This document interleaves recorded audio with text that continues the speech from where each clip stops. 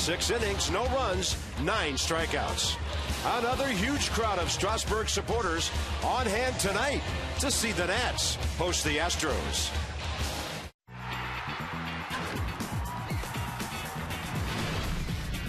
Washington Nationals baseball.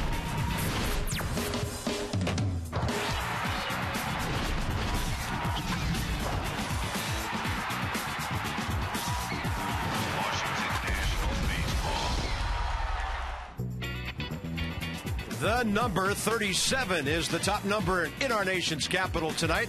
A scrappy bunch of young Astros in town to take on Steven Strasburg and the Nats. And I like what Craig Stammen said a few moments ago. That taste of losing, the guys don't like it, neither do we. Time to get another streak going. Bob and FP, let's talk Strasburg. 13 innings, 14 strikeouts, control good, not many hits, and only 1 run so far. Yeah, he's been great so far this season. Remember last out in New York, a little bump in the road in the first inning. Some calls didn't go his way, but he did a great job of regrouping and finding the strike zone. You remember opening day, the weather in Chicago, very cold, very windy. Second start in New York, same thing, very cold. This is the first night that Steven Strasburg is going to have some warm weather behind him. Temperature in the mid-80s right now. What does that mean? He's going to get a better grip on the ball. I'm looking for big curveballs from Strasburg tonight because of the weather. You see the numbers right there, 7-4 with the 2.31. Kyle Weiland, on the other hand, hasn't really established himself as a starter at the big league level yet. But let's keep an eye on Steven tonight. He is the leader of a staff that has an ERA of 1.75. That's the best in the majors. The Nats almost played Cincinnati a 5-game series, the equivalent of almost another entire game that weekend. So 8.5 would be most welcome tonight. Yeah, absolutely. I mean, with Steven Strasburg, over 100 pitches for the first time in his career last outing. We'll see how he rebounds from that, but he's a horse. We expect big things. Guys are swinging the bats fairly well. One guy, unrewarded, unlucky so far, Ryan Zimmerman. But his defense never wavers. He's the hardest luck 179 hitter in baseball, but he continues to help his club, and he'll take runs away even when the bat's not producing them.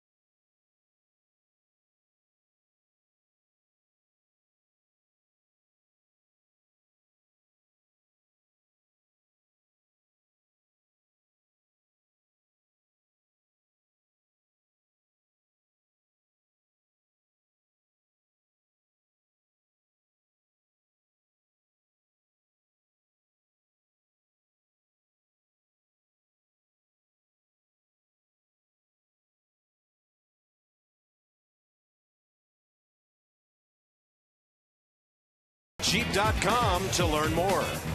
And by Ruby Tuesday, serving our chef's finest with the free Create Your Own Garden Bar. Beautiful night for baseball here in our nation's capital. Warm day, felt like a summer day, maybe June, early July. And the ball could be carrying tonight. Let's have a look at our conditions. 84 degrees. Some breezes are blowing. Visit Train.com for an independent Train comfort specialist dealer near you. It's hard to stop a Train. Nats will be taking the field in a moment, and for Steven Strasburg, it'll be the 20th start of his major league career. Career record of 7-4 with a very, very good 2.31 ERA. He has started one previous games against Houston, got a no decision. The Astros are 4th in the league in hitting and 7th in runs, and Carlos Lee has always done damage to the Nats, especially down at Minute Maid Park. He's off to a 2.97 start. He is the big man in the middle of this, what I would call scrappy Houston lineup. Carlos Lee, by the way, next homer will be number 350, and he's getting very close now to 1,300 RBIs. All right, FP, here's Strasburg. Yeah, last time out is against the Mets. He righted the ship after a rocky first inning. Didn't get a few calls. Was spinning out a little bit early, a little quick. His fastball command wasn't there, but after that, the rest was history. 6 innings of shutout ball. Gave up just 2 hits, struck out 9. And walk 3. 2-seam fastball, 4-seam fastball, curve change. And if you remember early in his last outing against the Mets, the change was his pitch that he threw for a strike the most. Find out why the government is turning to STG at stginc.com. His repertoire and what opponents are hitting against them. That devastating changeup of around 90 miles an hour, and the curveball, of course, as well. You see the averages on the changeup and the curve? That's why teams go first pitch hunting against Steven Strasburg. They want to get that first fastball. They don't want to get to those counts where it might be a changeup, it might be a curve. Look at the averages, 130, 195. Why would you wait around for those pitches? Strasburg faced Houston, pitched well, September 11th last year. Nats won the game 8-2, but he was just coming back to the big leagues. He only pitched 3 innings, 31 pitches, 19 strikes in the first inning, and then he only gave up a run on 3 hits and didn't walk anybody. Struck out 4. The Nats later won that game going away, but he did not figure in the decision. That set the defense tonight behind Steven Strasburg for the Nationals. Nady, Ankiel, and Worth in the outfield. Desmond and Zimmerman on the left side. Lombardozzi and LaRoche on the right side, and Wilson Ramos doing the catching. Stephen Lombardozzi getting the start at second base today. Davey Johnson said before the game, he's just giving Danny Espinosa a little mental day off. A little rest today. Yeah. Danny's been grinding. And as Davey said today, he's been out there for just about every inning. Espinosa hitting a .194. He's been selective at the plate with 8 walks. 15-year veteran Jeff Nelson has the plate. Bill Welke, Chris Guccione, and crew chief Tim Cheetah, 27th year, over at third base. Jordan Schaefer, former Atlanta Brave, hit .245 for Houston last year, and he goes up and tries to ambush first pitch. We're underway at 7:07 here in D.C. And that's been the book on Strasburg so far this season. Get that first fastball and get the at-bat over with. Don't get yourself into a 2-strike count. Schaefer off to an 8-for-33 start, hitting .242. Strasburg's ERA coming into this game 0.69 for this year. That's a beauty on the inside corner, 96. And there was some question whether Jordan Schaefer would play today. He banged his head on the knee of Hanley Ramirez stealing a base yesterday. A little bit dizzy, but felt good today, so he's in the lineup. 1-2 pitch, and a breaking ball popped up. Over is Ian Desmond.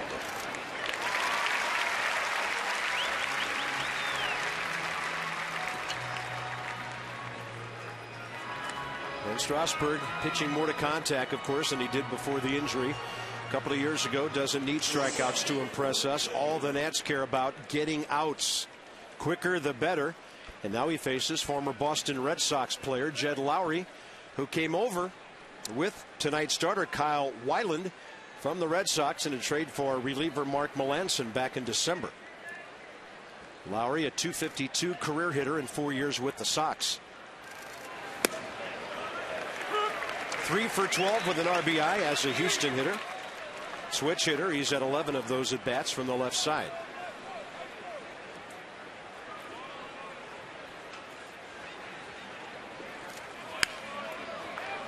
A lot of talk after Stevens' last outing about the first time he went over 100 pitches in his career. Threw 108 pitches last time, 63 for strikes. But, you know, what kind of 108 pitches was it? I think, you know, partner, thinking back to that game, after the first inning, he found his rhythm, found his groove, found his fastball command, and he was on cruise control pretty much the rest of the game. Yeah. After a little first inning stress, first inning drama, I thought it was an easy 108 pitches.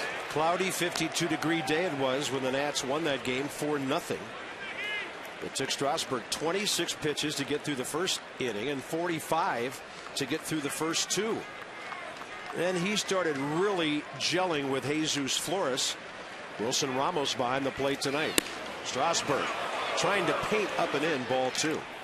And that's a 98-mile-an-hour fastball in the first inning. We haven't seen that yet. So you talk about a warm night, 84 degrees, no sleeves, nice and lubed up early in this game, 98. Pretty good movement on that 2-seamer. Could have been called a strike by Jeff Nelson. That should be, and he doesn't get that call either. That's a breaking ball that had Lowry all locked up. You know, the Nationals have such good stuff. The staff has such good stuff. We've seen with Gio Gonzalez, now with Steven Strasburg. The first curveball from those two guys locks up the home plate umpire as well as a hitter. That's a swing. Maybe the Nats get a break on that call, but it looked like Strasburg had Lowry struck out twice. 2 outs, bases empty with J.D. Martinez coming up. And we talk about, you know, every time Steven Strasburg goes out there, how young he is, and it's a learning experience. And I think in the first inning of his last start, maybe the body language wasn't as great as he would have liked it on some calls that didn't go his way. And the first call tonight that doesn't go his way, very stoic out there. Yeah. So you talk about taking something from your last start into this start and learn a lesson. Pretty good body language on a missed call. Julio Daniel Martinez from Miami making a splash for Houston here early. Third in the league, hitting .371. 3 homers, 10 RBIs, top 6 in the league. And he's 6th in on-base percentage, but right now he's 0-2. And a challenge fastball by Steven, went right after him. He's got the good heater right out of bed tonight. Yeah, he's feeling it. There's no 94, 95 building up to 97, 98. He's got that extra hop on it here in the first. You know, you look at Randy Knorr and Steve McCatty, they're trying real hard not to smile from what they're seeing. 0-2.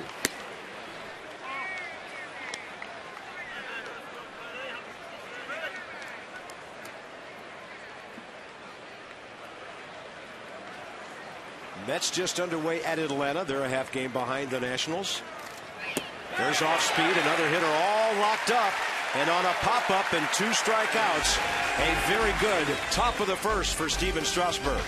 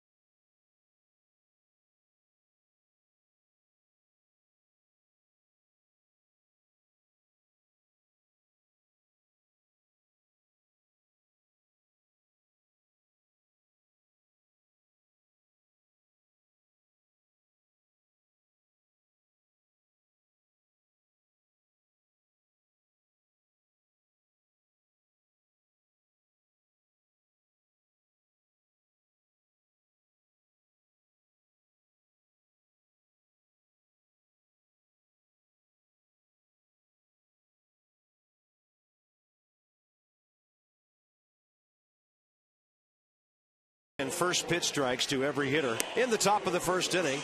Now the Nats offense gets busy. Hitting .247, 7th in the league, 11th in runs. And Rick Ankiel just back in the lineup now for the 3rd straight game. A lot of Houston pitching he saw over the years in St. Louis. See your authorized Dodge dealer. Experience a world of performance, design, and fuel efficiency. Schedule a test drive or go to Dodge.com and check out their powerful lineup. Kyle Weiland, 25 years of age. He goes 6'4", 195, originally drafted by the Red Sox. And the Astros, in the aforementioned trade, got him from Boston. Yeah, last time out in his Astros debut, suffered the 6-4 loss against the Braves. Allowed 4 runs in 5 innings. 3 of those 4 runs came on a couple of home runs. Struck out 5 and walked 4. Just his 7th major league start. He's made 8 previous appearances, 2 of those out of the bullpen. And Ian Desmond and the rest of the Nats will be seeing a 2-seam fastball, 92, 93 miles an hour, a cutter, a curveball, and a change to go with it. Desmond on base 19 times his first 10 games. Breaking ball, he was reaching for it. Ian's had 6 multi-hit games already. Only Matt Kemp more in the National League. And he's number 2 in hits to Kemp. Matt has 19, Ian has 17. Off to a great start, batting .354.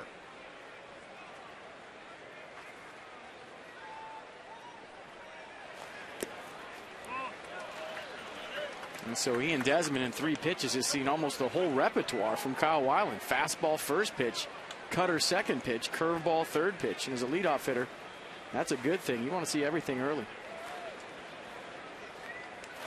Way outside, scrambling is Jason Castro, 2-2. Lombardozzi's had 7 at-bats, all left-handed this year with a couple of hits. And then Zimmerman to follow. I was leading off a game. If I saw all of the starting pitches in my first at-bat, there was no mystery in my second at-bat. I've seen it all. I've picked up release point, rotation. I know what you got. So I think for Ian Desmond right now, big favor done by Kyle Weiland, seeing 3 pitches, 3 different pitches to start this game. He got jammed with a fastball and a flare into right for Travis Buck.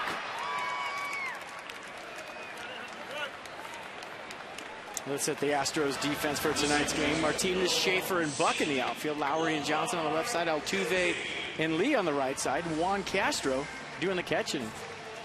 Juan Castro back from a big injury, partner. Man, he really busted up his knee in spring training last year. Good to see him back healthy for Houston. Didn't get to play at all last year. The ACL and the meniscus. You can imagine how tough that is for a catcher. Here's Steve Lombardozzi. It forces Chris Johnson in from third. He's on the grass. Lombardozzi, good bunter, switch hitter. But again, all 7 of his ABs have been from this side of the plate. The Nationals simply have not seen many left-handed starters at all. Lombardozzi rifles one. Closest man to that was Chris Guccione, the second base umpire. And the Nats have their first base hit. 3 out of 8 to start the season for Lombardozzi. I think if you run down there and go ask Steven Lombardozzi right now, that might be the first pitch he's seen all season that wasn't right on the inside half. The book on Lombardozzi early this year has been pounding him in with a fastball. He finally got a ball out over the plate. You see the results. Nice swing, line drive up the middle, 1 for 1. And I'll say this again with number 11 stepping into the batter's box. We are sitting on a powder keg that is going to go off sometime soon.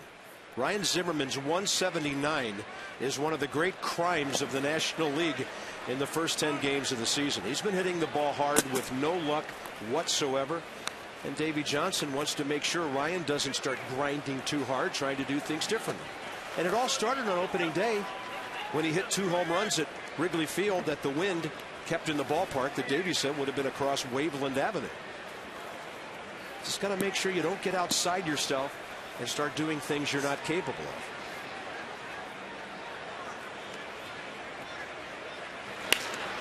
Well, that's easier said than done. I mean, as a hitter, you want to see results, and a guy like Ryan who's around that 300 mark all the time, it looks weird to look up on the scoreboard and see 179.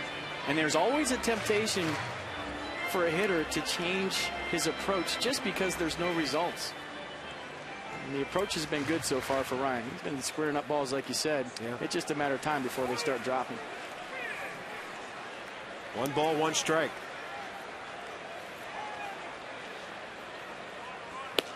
Breaking ball, a good one from Weiland. 1-2.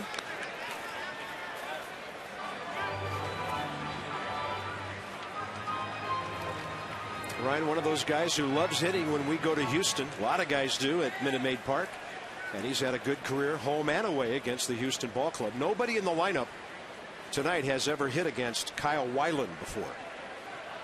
at least at the major league level.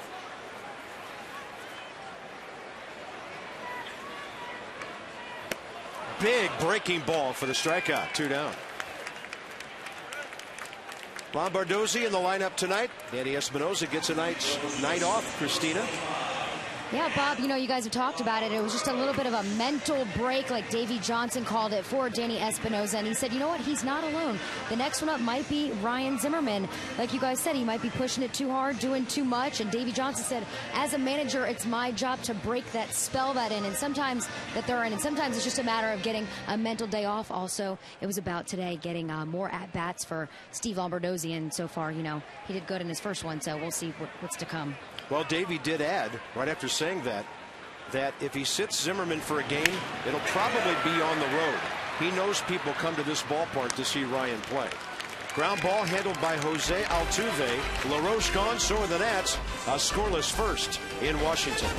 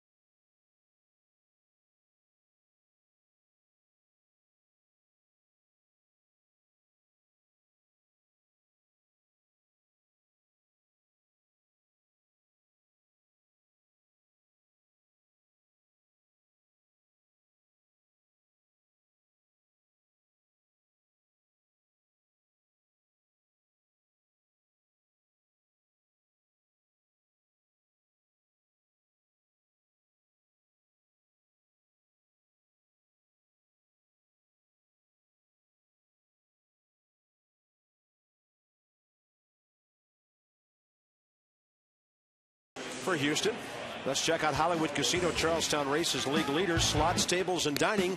The ultimate triple play at Hollywood Casino at Charlestown Races. National League ERA leaders, and Strasburg right in there with some of the best arms in the league. And the Nats starting rotation leading all of Major League Baseball with a stingy 1.75 ERA. And including the bullpen, still number one, 1.99. Gave up 8 runs yesterday, but 4 of them were unearned because of all those shenanigans in the top of the first, which we're not going to talk about anymore. Here's Lee. I saw somebody at the ballpark today that said, go ahead, tell the story. And I have to tell it on the air. They said that you said you're going to stop talking about the umpires, and they counted that you said you talked about 16 more times. And I had your back. I said, you know, they were so bad yesterday, we just couldn't stop talking about it. But that was yesterday, and today's a new day, and that's that. 16 times I did it. Well, at least I was close to 0. Good fastball by Strasburg, 1-2. I wanted you to tell that story just to give it to me. That's the great thing about baseball. It's a whole new day. Lee is late for that one. And a pop fly right side. Lombardozzi right behind LaRoche for the 4th out in a row. Now tomorrow night, you got a great pitching matchup for $2. Wandy Rodriguez and Gio Gonzalez. It's a $2 ticket Tuesday. Go to nationals.com/specials. And that's while supplies last. There are a limited number of $2 tickets on Tuesdays. Some restrictions do apply. But you talk about 2 good left-handers. It's Wandy and Gio tomorrow night. Here's Travis Buck, the right fielder.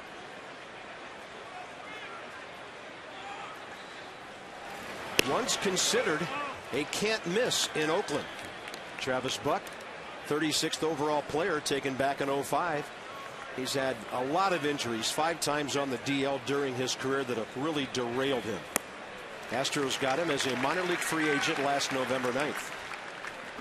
.246 career hitter in parts of 5 years with Oakland and 1 year in Cleveland.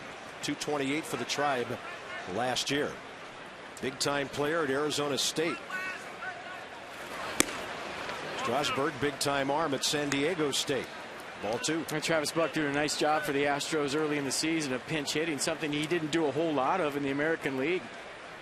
He's picked his third base coach's brain, Dave Clark, who did that for a living. I think when you come over from the American League to the National League, the American League, when you pinch hit, it's almost like an ambush. You're just sitting there watching the game, and all of a sudden you're going to pinch hit for whoever. But in the National League, you manage along, the pitcher spot comes, and he said, you know, early in the season, he's got a little routine going where he goes up in the clubhouse in the 4th inning, gets loose, and you're ready for that at-bat. And so far, so good. He hasn't mind pinch hitting, likes the National League game. 2-2 pitch and popped up left side. That'll get out of play.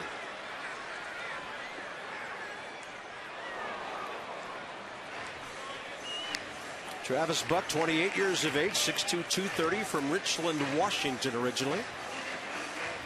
He had .362 with 147 RBIs in 192 games at Arizona State. One of the better college careers ever out there at that baseball-rich school. There's that backdoor breaking ball. Desmond has it. Strasburg, 5 in a row. Find out why the government is turning to STG at STGinc.com with Chris Johnson coming in. Versus Heat. How about Johnson, his ability to turn around the fastball? And see up here, though, 93. So that's medium to high octane. We're talking about off the charts octane tonight. Johnson, 308, 94 games 2 years ago, 251 in 107 games for the Astros last year. He's a 4th rounder from 6 years ago out of Stetson University and the University of Florida. From Naples. Strasburg has a good big hook going here tonight. And FP, you made a remark before we got on the air that got my attention. How does the warm weather help the curveball? Well, you get a better grip on it. It's more tacky when you have a little humidity, a little warmth to go with how you're going to hold a baseball. Very windy and cold the first 2 starts. Tough to get a grip on your off speed. Tough to get a feel for the baseball in cold weather. But now, got a nice summer night here in the middle of April. And for Strasburg, I'm expecting the curveball to have more bite tonight because you can really sink your fingers into the baseball. A little more sticky than it is on a cold, windy day. That was Johnson all geared up for a 2-0 fastball. He got it. It was 97, and he was late for it.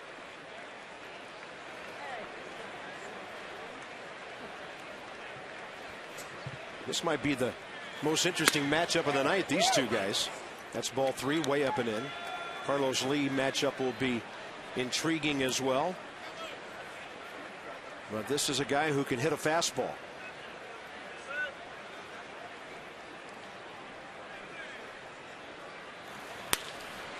And again, late, not a play, 3-2.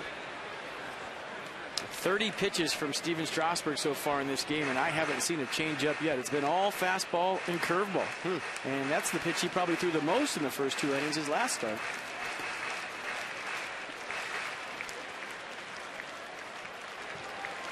Johnson likes to swing. 9 strikeouts, no walks this year. Came in hitting .308.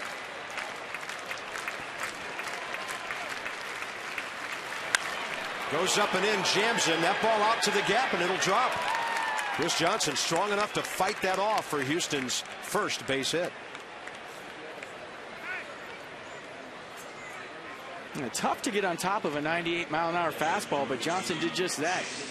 You see the 2-seam rotation running in on the hands, but he fought it off nicely. Right up on the label. But I mean, you get jammed on 98. Look how far it goes. Yeah. Steven provided a lot of pop on that, but good piece of hitting. Here's the catcher, Jason Castro. He's 24 years of age. Another California kid, played at Stanford. He was the 10th overall player taken when Houston took him in the first round 4 years ago. He was an all Pac-10 guy out there. And at Lakeland, Florida, last year during spring training, he tore his right ACL. He tore the medial meniscus in a spring training game and did not play at all last year.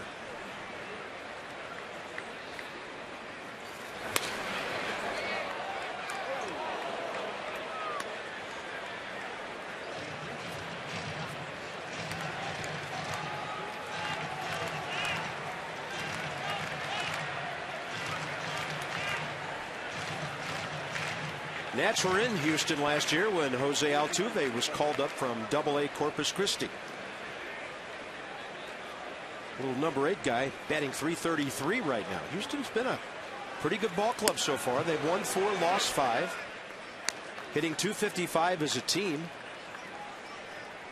Brad Mills ball club 10th in the league in homers, but 7th in runs, and their team ERA just over 3.5 runs a game. That has them in the top 7. This is a ball club that won only 56 games a year ago. 2-1 pitch. Did he pull the string on him? He did. 88. Ground ball, Lombardozzi, and the Nats are out of the inning. It'll be 5, 6, and 7. Worth off to a great start. Xavier Nady and Rick Ankiel to follow.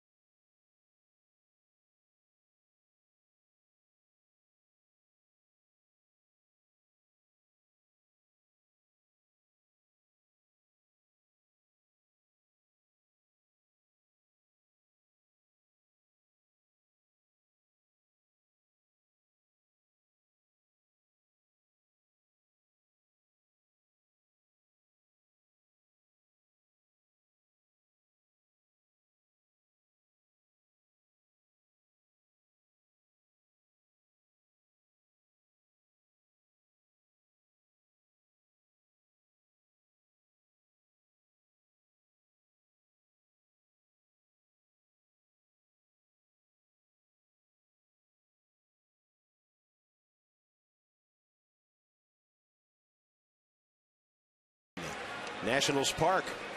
Beautiful evening, bottom of the second coming up, and a scoreless game, each team with a hit. June 2nd at 4:05, the Nats play the Braves. After the game, Dierks Bentley will be here. You need a ticket for the game to get into the free concert. It's the first of 3 post-game concerts this year. Go to nationals.com/concerts to check it out. Well, you need a ticket unless we invite you up to the booth to watch it with us after the game. Don't even let that word get out. We'll have a mob up here. I don't think so. This appears to be Chris Guccione, who limps off the field. He was umpiring out at second base. Don't know exactly what happened.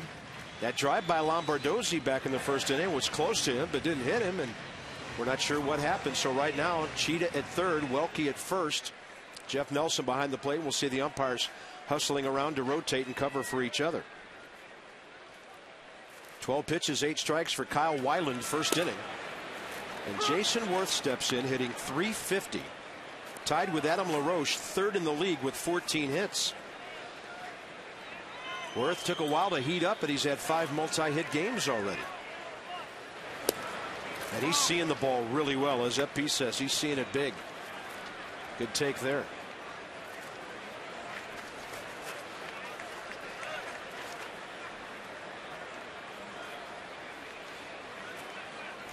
He got jammed on the fastball, muscles it out to right field.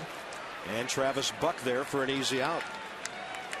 So Weiland has gotten himself off to a good start here tonight. On the road, first time he's seen Nationals Park. And Xavier Nady with Rick Ankiel, righty-lefty, the next 2 hitters. And I would imagine the concentration level, the focus level for any pitcher going up against Steven Strasburg is going to be elevated. Good call. Yep. You know you're going against a guy with really good stuff, and you have to be on top of your game. Nice to see it with Pedro Martinez all the time in Montreal. Whoever faced Pedro, we always got their best bolt. because they knew if they gave up 1 run, that might be too much.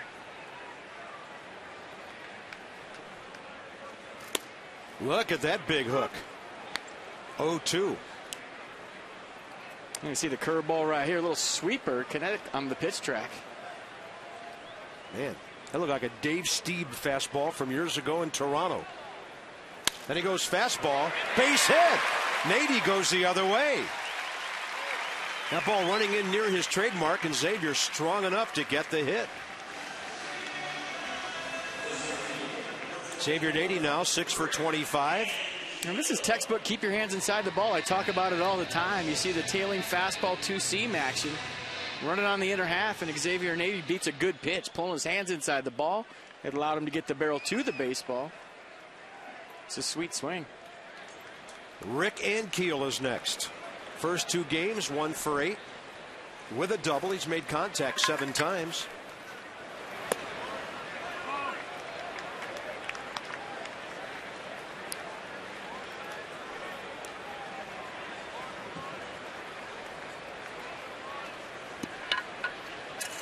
With Ankiel in there, home run power up and down this Nats lineup, even though they've only hit 5 in 10 games so far. That ball hit out to right, but he got it off the end of the bat. And Travis Buck is under this one, 2 outs. Let's have a look at our PNC minor league report for the Achiever in You. Solutions that help you achieve your financial goals. PNC Bank. Mark Teahan is a major league veteran infielder. Time in the West Coast, time in Kansas City, and he was pretty solid for the Nats in spring training. So he's getting it done at AAA, showcasing himself, maybe for another ball club somewhere. Yeah, you never know who's watching, but you throw up numbers like that in AAA, you do all the right things. If there's a need at the major league level, especially with his experience, he'll be up here.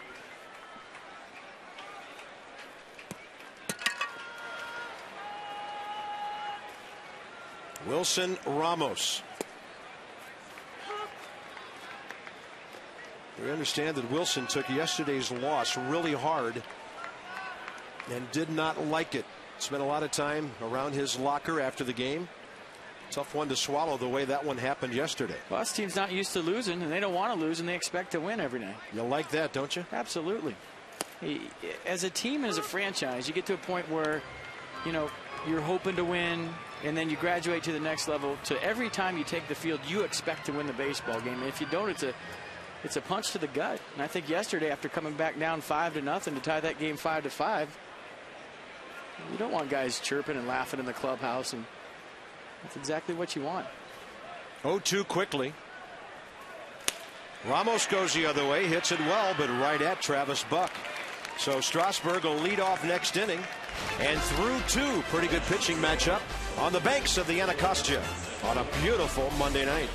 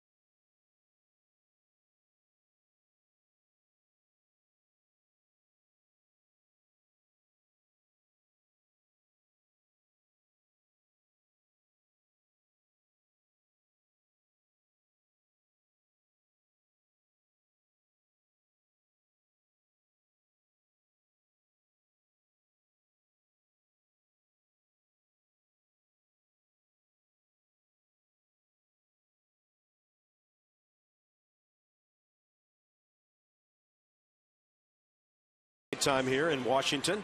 Altuve, Weiland, and Schaefer for the Astros top of the 3rd. Tonight's mobile Masson word of the day is Lincoln. Text Lincoln to 29292 right now. Enter for a chance to win a meet and greet with Drew Storen. Tune in to tomorrow's Nats-Astros game on MASN for your last chance to enter and win. Beautiful look from the World War II Memorial out to the Lincoln Memorial this evening. And by the way, Drew Storen was sitting in his locker today. The arm is out of the sling.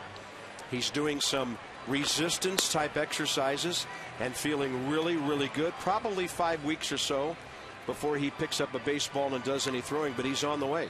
Yeah, it's nice to see him out of the sling in the clubhouse, but I told him whenever you go out, put that sling back on because, you know, when you're out in public, you got to get the sympathy. You got to have that sling on when you go out at night. See, I'm thinking you're going to think people want to shake his hand, but you're after the sympathetic. Oh, yeah. I got it. Are you going to be okay?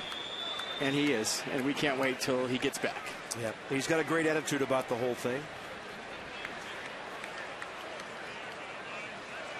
Jose Altuve hitting .333 on 11 base hits, and he'll get number 12. And that's the one thing we remember from Altuve from last season. There was a couple of games against the Nats where he refused to let Wilson Ramos catch a baseball. And he is going up there and hacking. You see it right here. Seeing the ball big. First pitch fastball right down the middle. Short, compact swing. How about this? He hit .361 at AA Corpus Christi. Called up July 19th when the Nats were in Houston when Jeff Keppinger was traded to San Francisco. Then he hit .276 for the Astros. That's a good bunt laid down by Kyle Weiland. And that will be his first sacrifice bunt career. Altuve with good speed down to second base. 1-4 Strasburg to Lombardozzi. So some good small ball by the Astros at the bottom of the order. Now they'll see if Schaefer and Lowry can get it done up at the top. You think the Astros might be grooming themselves a future leadoff man there? 2 pitches this inning, a base hit and a sacrifice. Things are happening quickly. Jordan Schaefer popped up to short first time.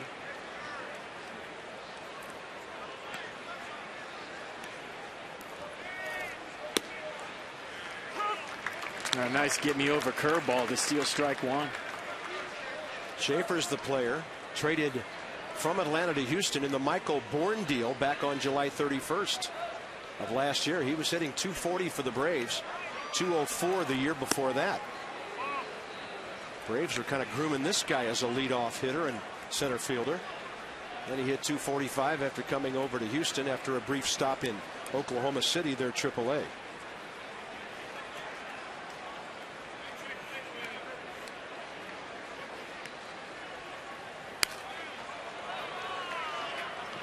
Strasburg mixing things up here. Second time around the order is underway. And we've seen the book on Steven so far this year. It's get that first pitch fastball, and I like what he's doing to Schaefer right here, especially with a man in scoring position. First pitch curveball, get him off the plate with a fastball in, move his feet, then change up away. 1 ball and 2 strikes. Fastball is up. Let's see if he goes back to that change up away. Maybe a curveball count as well.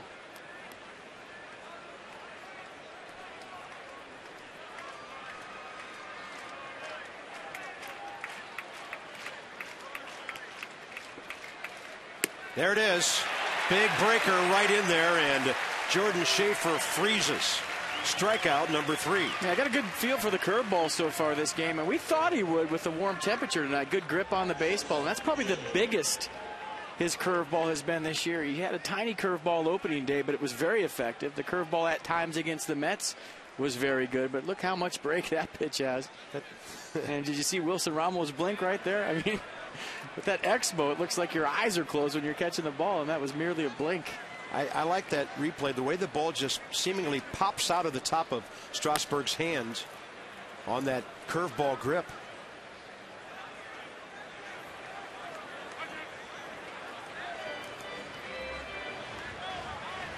And you see a first pitch changeup right here. This is the best pitch he's thrown all night. Watch this changeup. 87 miles an hour. Serious tail. And when you're sitting first pitch fastball, that's the pitch you like to see early in the count. Get some early outs with that. Jed Lowry 3 for 13 on the year, 1 RBI. Late for the heater after the changeup, 0-2. Well, I like what Steven did with Schaefer. If you're going to show him a fastball, maybe not throw it for a strike, make him move his feet. You always talk about making a hitter field a fastball. It sets up everything else. If you just throw a high fastball for me as a hitter, it doesn't do a whole lot. But if you throw one that puts a little bit of fear into me and makes me move my feet at 97, it sets up everything else on the other side of the plate. Crowd clapping for a third out here. And it looks like it'll come on a pop-up. Zimmerman in front of the Houston dugout. His call all the way, and the top of the third is over. Strasburg, Desmond, and Lombardozzi straight ahead.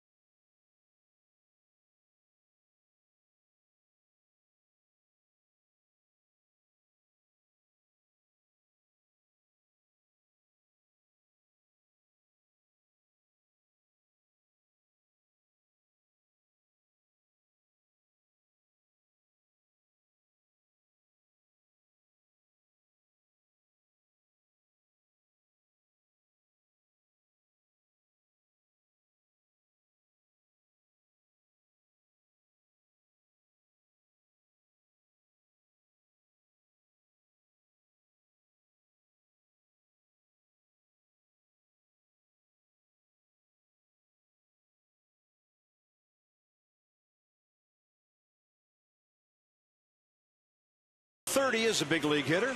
He'll lead off in the bottom of the third. Let's have a look at our TV schedule for the next 5. Houston here for 3. Gonzalez Rodriguez tomorrow night. Jordan Zimmerman, Lucas Harrell Wednesday. Edwin Jackson, Bud Norris Thursday night. Then the Marlins are in for 3 Friday, Saturday, and Sunday. We know we'll see Anibal Sanchez and Josh Johnson in the first 2 games of that series. Actually, Zambrano, then Sandoval. Anibal Sanchez and Josh Johnson. That'll be some pitching matchups this weekend.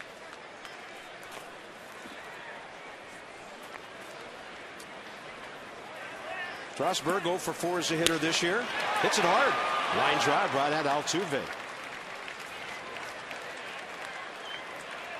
Yeah, jury's still out for me. Best hitting starter for the Nationals. Edwin Jackson so far has shown that he can hit. But how about Ian Desmond? He's been locked in too. Even though he's not a starting pitcher and he's the leadoff hitter, he's been some kind of hot. He's a shortstop. He could pitch if he wanted to. Delivered 2 RBIs yesterday. Ian now has 4 ribbies on the year. Flight out to right field, first time up tonight. Takes that breaking ball that bends outside. Hitters will tell you this never, ever evens up. But how many line drives on this homestand have been hit right at the visiting outfield and infield? That's a fair ball and a bouncing ball. Desmond has his 18th hit of the year. Digging for 2. He's in there. Ian Desmond, 20th time on base this year, and that's his 4th double. That double was made right out of the batter's box. As soon as Ian Desmond saw that ball go between the bag and Johnson, he's thinking too, and he just put his head down. Watch. That's where the double's made. Those first 3 steps out of the box. He's not wondering. He's not thinking about it. He knows that he's going for 2. And he makes it easy. Brings in Lombardozzi, who singled up the middle first time. And speaking of up the middle, Chris Guccione is back on the diamond.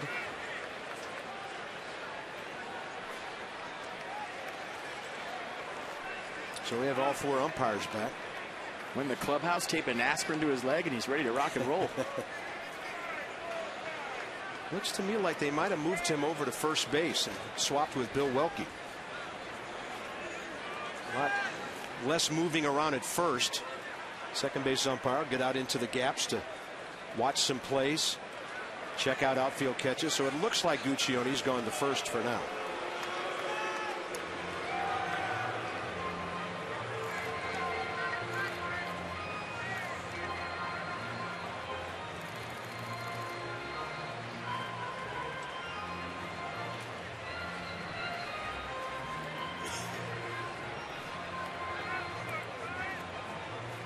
Nats have out hit the Astros 3-2.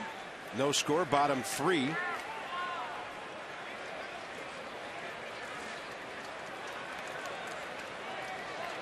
Lombardozzi can spray the ball around. Jed Lowry really cheating up the middle to stay close to Desmond.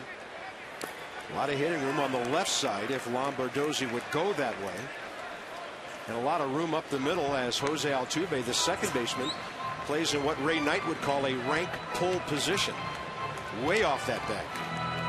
I don't know what rank means, but he's definitely in a pull position. Yeah, it's an old-time baseball term, meaning pretty much maximum pull position. Maybe it's a takeoff on military pulling rank. In baseball, it's a rank pull.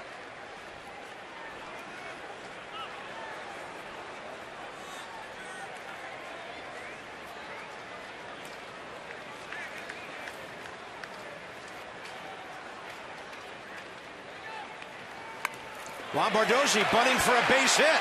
Off to the races. Safe. And a bad throw. A run will score.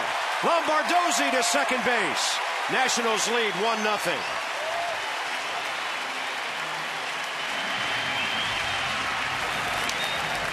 Every person in this organization, as Coach Steven Lombardozzi, to a man, says the more you see him play, the more you'll fall in love with him. It's not a guy you're going to watch play maybe one time and say, oh, this guy is a superstar. But look at the little things he's doing right here. He sees Johnson back, even with a runner in scoring position. Take what the game gives you. Great idea right here. Perfect bunt.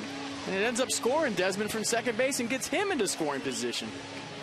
Oh, you just don't see enough of that in the major leagues today. Guys bunting for hits. Nicely done. Totally agree with that.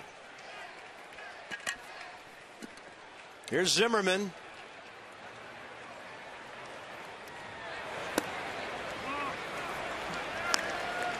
So it's a base hit, and then the E1 that allows the run to score and the hitter to end up at second base.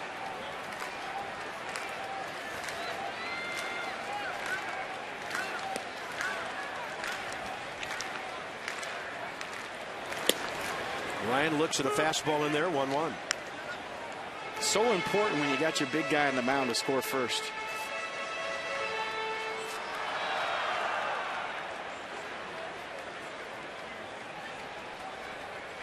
There he is. 45 pitches, 30 strikes through 3. And a breaking ball that requires a backhand grab by Castro.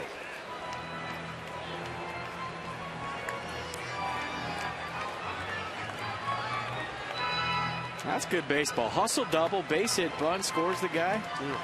I love seeing stuff like that. How about Lombardozzi? 4 for 9 to start his season, 2 for 2 tonight.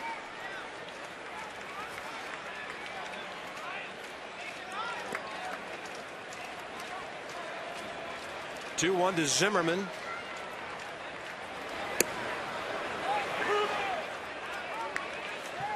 And that's the cut fastball. It's in between a slider and a fastball. I was talking to Rick Eckstein today about that, and he was saying, you know, sometimes he'll sweep it in there where it's a true slider. Sometimes it'll be a little bit shorter, like a cut fastball. But you know, that one right there had slider written all over it. Probably top of the zone if you ask Ryan Zimmerman. By the way, I was thinking Dad had played for the Astros. Steve Sr., 1989 and 90, Lombardozzi with Houston. Made his last major league appearance April 11th of 90 for the Astros. 2 balls and 2 strikes to Zimmerman. Target in. Long look. Way in, ball 3.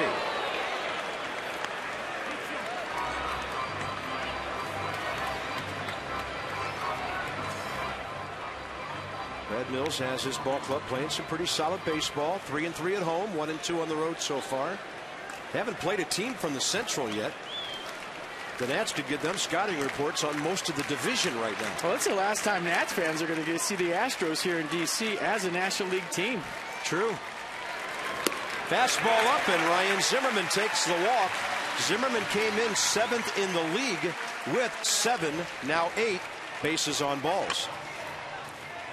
Adam LaRoche coming in off to a great start. AT&T fact of the game. 6 multi-RBI games this season. LaRoche 3rd in RBIs with 12. Started the night 3rd with 14 hits. And Adam LaRoche has an on-base streak going. He's been on base at least once every game to start this season. Why not make it 7?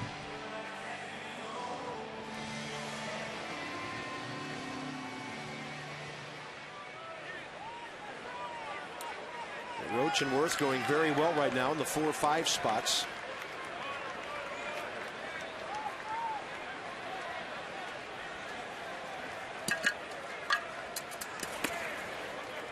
Looked like Weiland went soft, 81. Turning it over, but missing, ball 1. Pick out any category and risk one of them, runners in scoring position. And Adam LaRoche is off to a very fine start. When does it turn from a fine start to a good season? I think it's just him being him. He's healthy. LaRoche hits it high in the air, right center. Schaefer looking into the twilight, has it in front of the scoreboard. Lombardozzi tags to 3rd. No, I was serious. Probably like May, right? End of May? Yeah. A couple hundred at-bats? I'd say at least 100. And that's, yeah, you go a couple hundred at-bats, FP, that's 1/3 of the season for a guy who plays every day. High 500s, low 600s. So here's Worth. I was watching Masson last night and they had the Orioles Classics on. And I saw Davey Johnson sitting on the Orioles bench. And it was against the Seattle Mariners with a 20-year-old shortstop named Alex Rodriguez. And it was funny for me watching that in the mid-90s, everybody with their tight pants on. I went up to Davey Johnson and I said, do you remember that series? He goes, yes, we swept him. And we beat Randy Johnson. Nice. He remembered everything about that series they showed last night. I mean, he's got a memory like no other. So we beat Randy Johnson twice that year.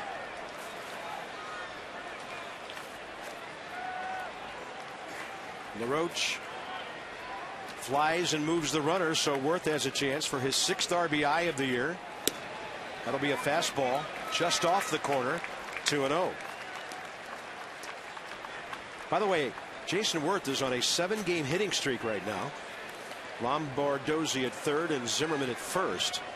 Worth came into this game 14 for 30 over those 7 games. Got it going last week in New York. Well, that's a belt high fastball, outer half.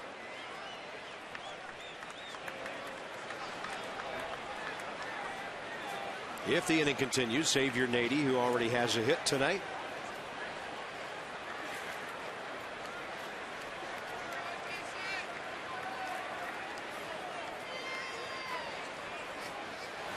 Two-one, and he goes out of play right side. Mets at the Braves opening up a series this evening. They are 1-1, 3rd inning. Dylan G for the Mets. Tommy Hanson for the Braves. Wow, look at Worth late in counts. Wow.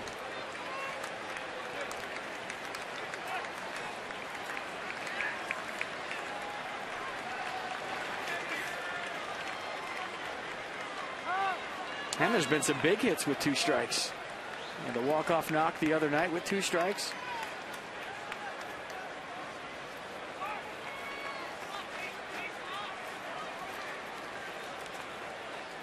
Two the count.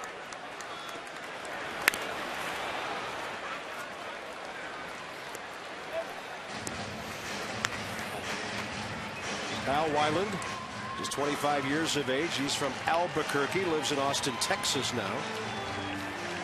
Right-hander named Mark Melanson did some closing for the Astros in the second half last year, and he was traded on to Boston after they lost Jonathan Papelbon, and Weiland came over with Marwin Gonzalez, a young shortstop.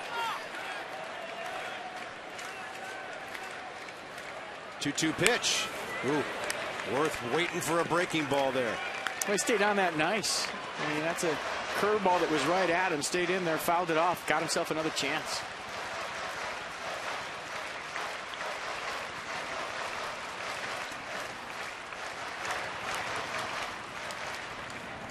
It's Doug Brocail. Had some good years with San Diego and Houston.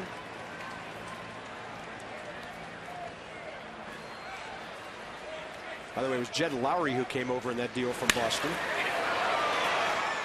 Gonzalez came over from Boston in a separate deal, so the Astros have been doing some business with the Red Sox under their new ownership.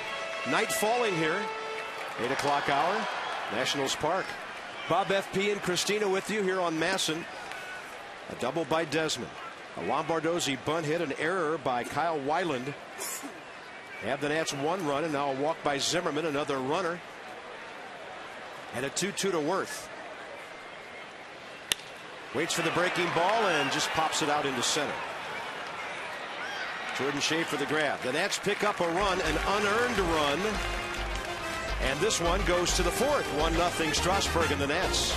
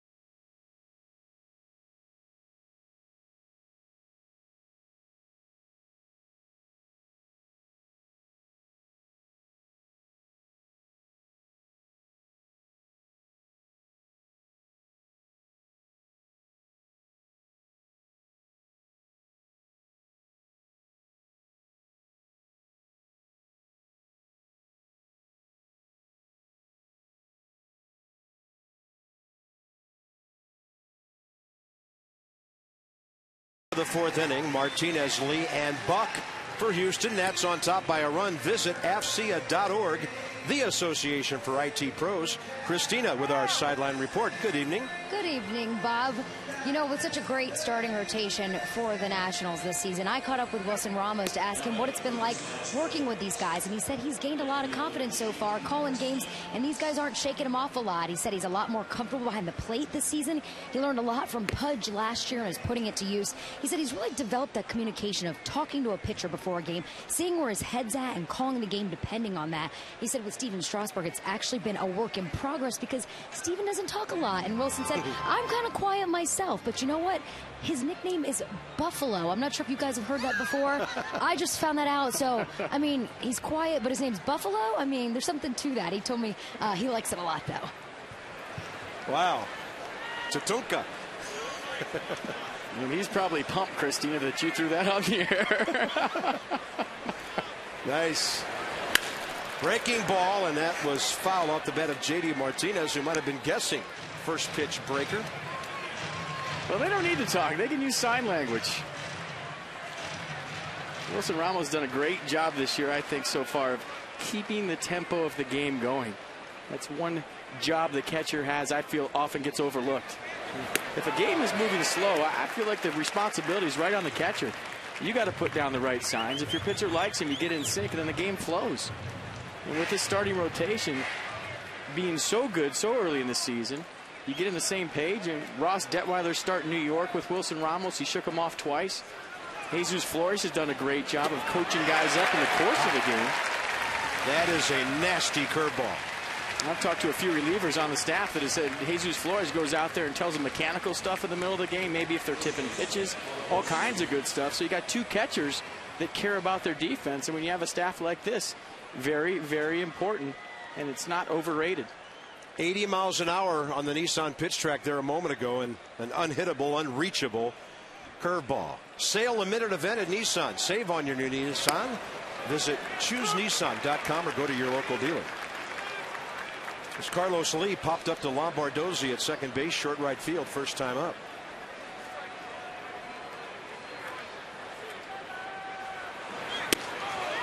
Tried to go front door with a breaking ball and just missed under El Caballo's big strong hands. Carlos Lee, 15th year, 6th year in Houston. Serious jammage on that, and Desmond is right there.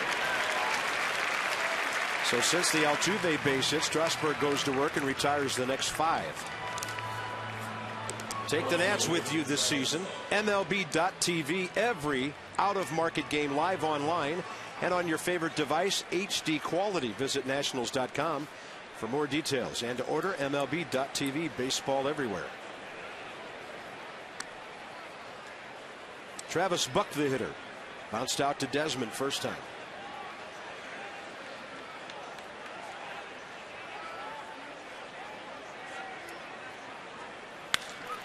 That ball really hit hard. Lombardozzi couldn't reach it. Astros have their third base hit. They've only gone in order once tonight. That was in the first. And Buck's aboard with 2 outs. Well, this is a challenge fastball. You look at the rotation, little two-seam action. Started on the inner half, ran back right over the plate. And Travis Buck ready to hit. Nice swing. That'll bring in Chris Johnson. He muscled one out to left center on a 2-strike pitch first time for Houston's first base hit.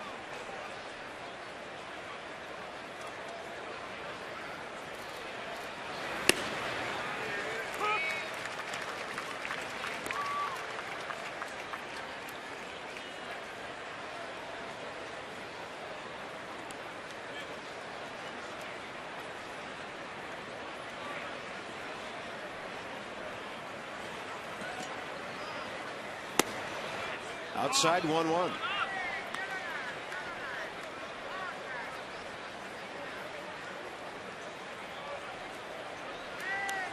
Jason Castro, the catcher, next here in the 4th, if it goes that far.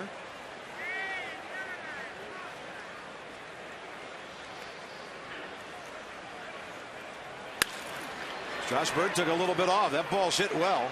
Keel, short of the track, runs it down.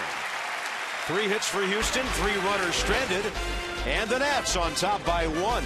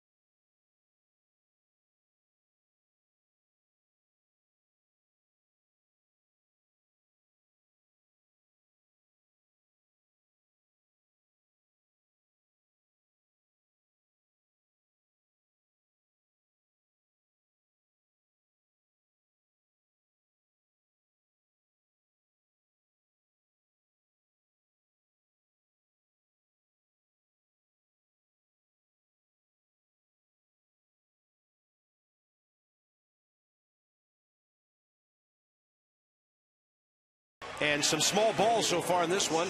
Lombardozzi and Desmond teaming up with Strasburg. FP, I know you used to love to play the game exactly the way the Nats did back in the third. Yeah, tonight's game's been about heat on the mound, and how about heat on the bases? He and Desmond with a little leadoff double right here, thinking 2 right out of the box.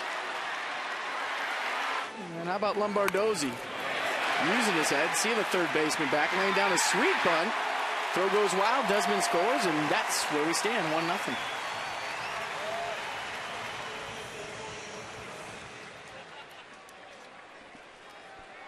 Xavier Nady, base hit to right field first time on an 0-2 pitch.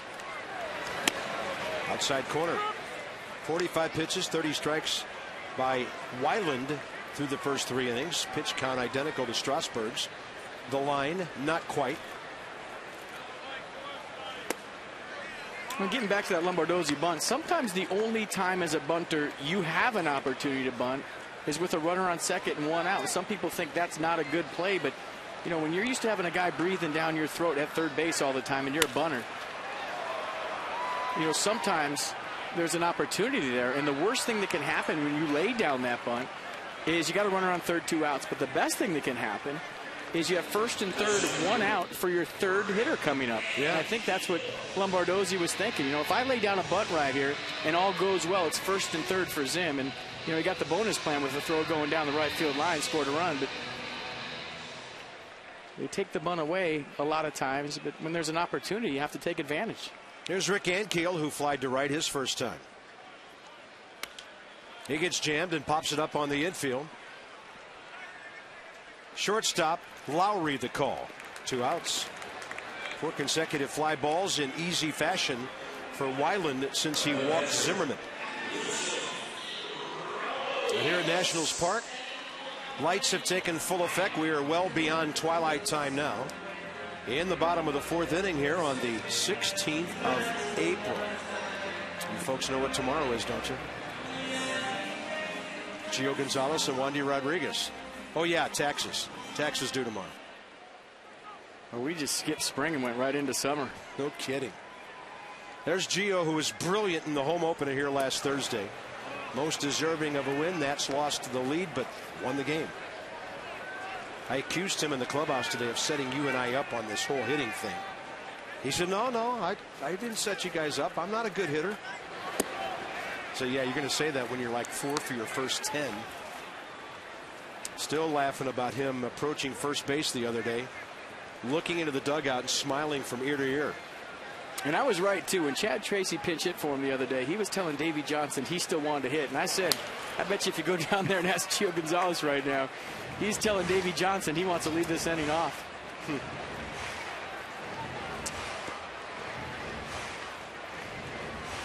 There's Drew at the elbow in a sleeve with Ross Detweiler. Get that elbow off that rail, buddy. That ball is hit hard by Ramos. Right center. See you later. 2-0 Washington. Wilson's first of the year.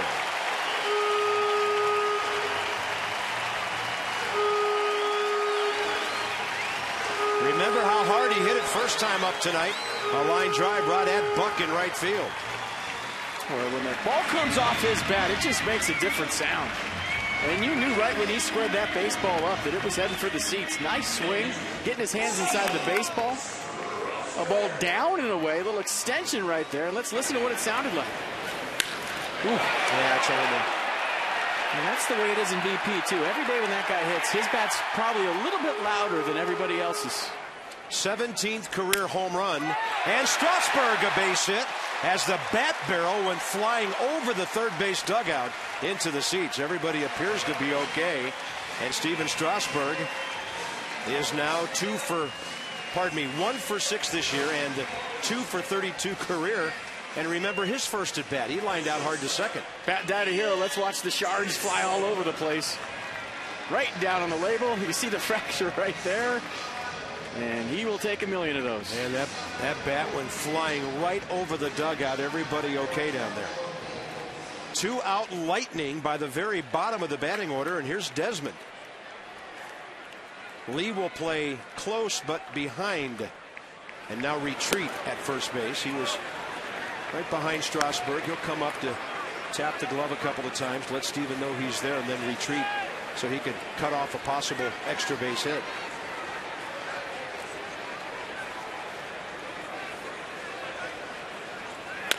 Desmond right off the end of the bat, and that one out to second base for Altuve, and the Nats pick up another single run. Wilson Ramos, second RBI of the year on his 7th base hit. There are no cheap homers to right center for right-handed batters in this yard.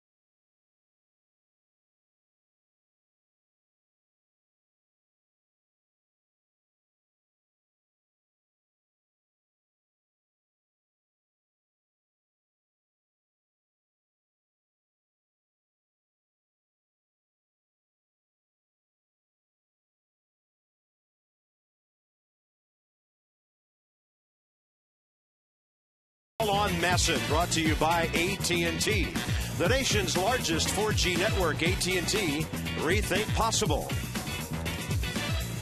And by Land Rover. Well, the Nats by land and by air. Their 2 runs tonight. Little small ball for the first one and a big time blast by Ramos for the second one. Strasburg and the Nationals 2-0 into the top of the 5th inning. 4 strikeouts so far. Man, the curveball has been nice. Very, very sharp tonight. And we thought it would be with the temperature warm, the grip on the baseball. The fastball's been mid to upper 90s, and the curveball's been electric. Check it out right here. Getting on top of that. Out in front. Good rotation. That one's not fair, and neither is that one. 55 pitches, 38 strikes. 4 Ks, no walks. And the Washington area Toyota dealers help children receiving medical treatment at the National Institute of Health and help their families. Every strikeout by a Nats pitcher, $37 in tribute to Strasburg's number, donated to NIH. Thank you, Toyota. Jason Castro, number 7 hitter.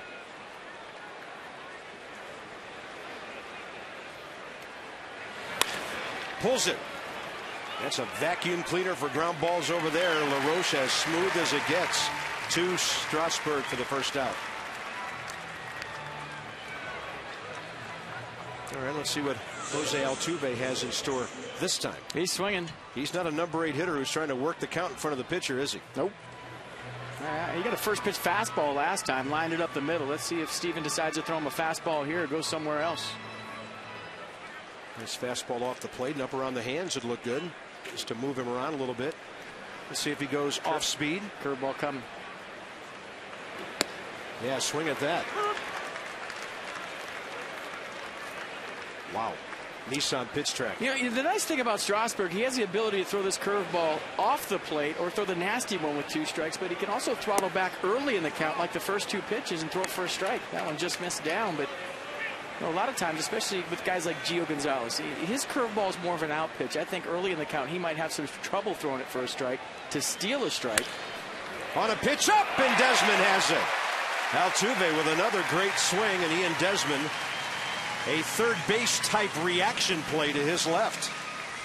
Yeah, just hunting that fastball. Took a couple of curveballs to get to this pitch. Foot down nice and early. Short, compact swing. Ian Desmond on his toes, ready for the baseball.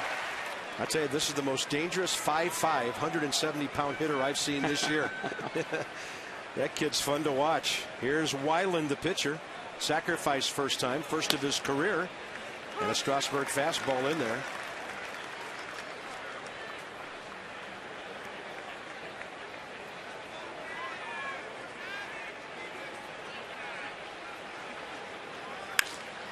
Good swing. Out to Desmond with a backhand. There's the gun. And a very quick top of the 5th inning for Steven Strasburg. Lombardozzi and then Zimmerman before LaRoche. Here come the Nats.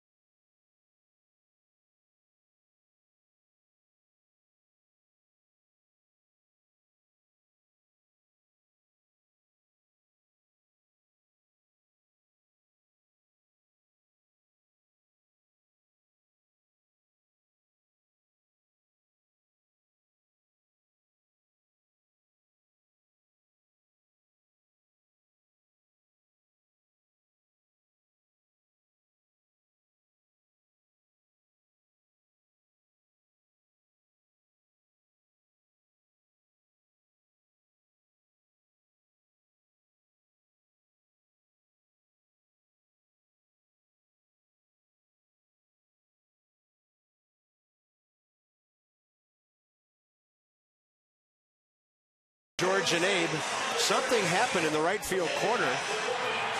I guess George got a little tired of Tom taking some of these early races, and they are done. Wow. That's number 1 taking out number 3. And then it's Teddy and Abe down the stretch, and you know who's going to win that. He's getting pretty close there on the warning track. Yeah, that bow tie is not going to stop Abe.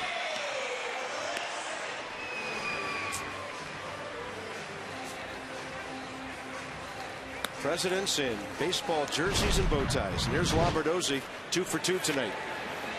Just keeping it simple with a little line drive up the middle his first time. And a button single the third, his second time. And partner, when you get opportunity as a utility guy, there's always a spot for you for a number of reasons. You know, throughout the course of the season, guys get banged up, and you could give them a little breather. And maybe somebody's struggling here or there, and you can give them a little breather. And then all of a sudden you look up and you're getting hits, and the manager's trying to find spots for you. Yep. I mean, if you can contribute offensively, coming off the bench to do some little things, make the plays, and not be noticed on defense wherever they put you, you're going to find yourself getting 300, 350, maybe even 400 at-bats as a utility guy. Well, Davey said today, my first priority, quoting him, are my everyday guys. Got to keep them fresh, give them days off when needed, mental days off, physical days off. But he said right behind that is how I handle these players who are there for you. And how about being there for his manager tonight?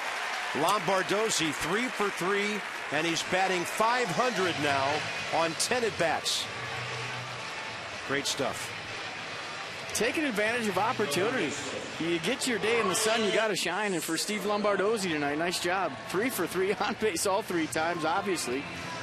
Little first pitch hunting right there. And you have a night like that, and now all of a sudden, you know, maybe you get a start in left field. Maybe you get a start at third base to give Zim a blow. I mean, you know, that's how one day can turn into 3 or 4 or 5. Here's Zimmerman. All 3 times Ryan's batted tonight. Weiland's had to be off the stretch.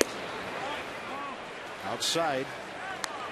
And then you heard all the talk in spring training of how are we going to get Lombardozzi the at-bats. And for me, as a former utility guy, you can't really plan it out. They just kind of happen. Yeah. There's always going to be opportunity if you're performing. Well, and he played outfield in spring training, so even more valuable. Nats have some veteran guys who can play the outfield as backups. DeRosa, Nady in the lineup tonight. Of course, Roger Bernardina. You swing the bat like this guy is swinging, Davey will find a place to put it. Zimmerman 0 for 1, strikeout and a walk. He has struck out 8 times this year, but walked 8 times. So even when Ryan doesn't have the hits falling in, still finding ways to get on base.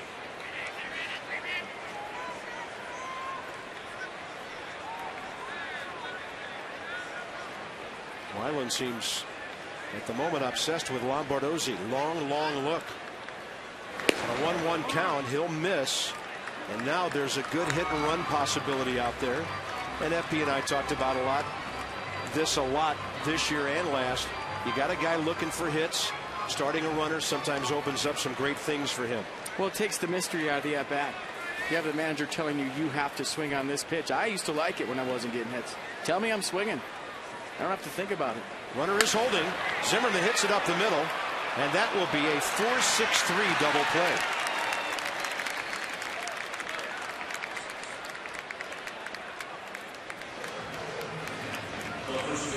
Astros turn, their 8th double play of the year. And when I was talking about Steve Lombardozzi, I was saying, you know, don't be noticed on defense. And what does that mean? As a utility guy, when you're playing different positions, just make the routine play. Yep. Don't get noticed. As a guy myself that played 6 positions, my goal when people came to the ballpark on that night was, if they've never seen me play before, to think I was the second baseman every day, or I was the everyday third baseman, or I was the everyday left fielder. I didn't want them to know that I was a utility guy. Took pride in my defense, and you just don't want to get noticed at a different position other than making good plays. So what's the one position other than pitcher and catcher you did not play? First base. First, okay. Because I'm so tall. Yeah, I had a hard time believing Felipe wouldn't put you over there. Those balls in the dirt would have hit me chest high. 1 ball, 1 strike.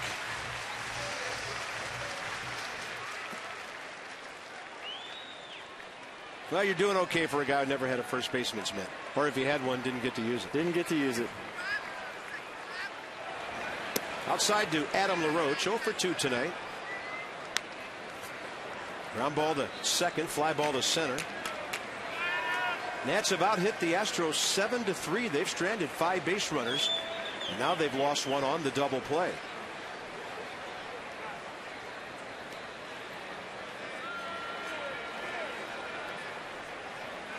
Trying to keep it going for Jason Worth. He has such a great batting eye. 3-1. It seems like since opening day he's been 3-1 every count, every at bat. Well, maybe minus opening day. After that game, second game, he was locked in. What a walk by LaRoche. That'll be number 2 tonight by Weiland, and the Nats have their second base runner of the inning. The government turns to STG. Find out why at stginc.com. Balls in play, National League leaders. Look at Matt Kemp. That guy is something else. David Freese is starting to show that he was not a one-time wonder just in postseason. And then comes Worth and LaRoche in the top 4 in the National League. Guys, when they put the ball in play, getting hits. Worth is flied to right, flied to center.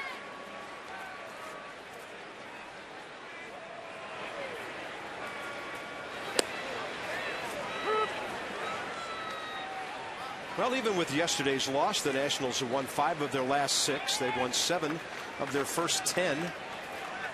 Trying to make it a 4-1 homestand here tonight. Way outside, 1-1. And the last time a ball club from D.C. posted at least 7 wins in their first 10 games of a season was in 1951, the American League Nationals.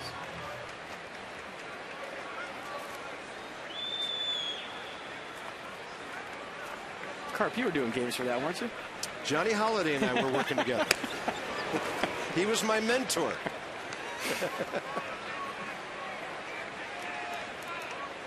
Yeah, that was 7 years before Frank Howard got here. Actually started with the Dodgers, then the Nationals, the Senators. Xavier Nady waits. We were looking at some of those pictures having dinner the other night, you and I, of the old uniforms, the pinstripes with the big block W on the chest, and we liked them. Yeah. Well, just check out that old classic damn Yankees, and you've got Senators dancing around the diamond in those old pinstripe uniforms in that thing. I'm sure Phil Wood was present for that shooting. We're just taking shots at everybody tonight. Thanks to Phil for subbing for Ray all weekend. Good to have Ray back. 2-2 to Worth.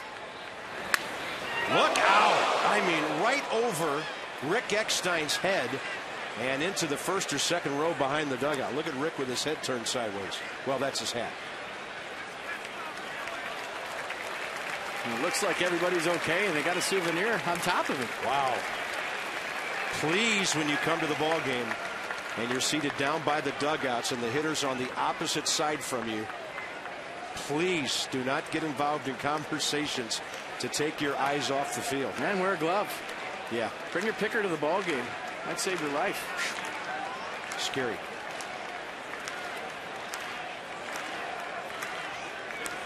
Two-two. Work high in the air, left center. J.D. Martinez waiting and waiting and catching.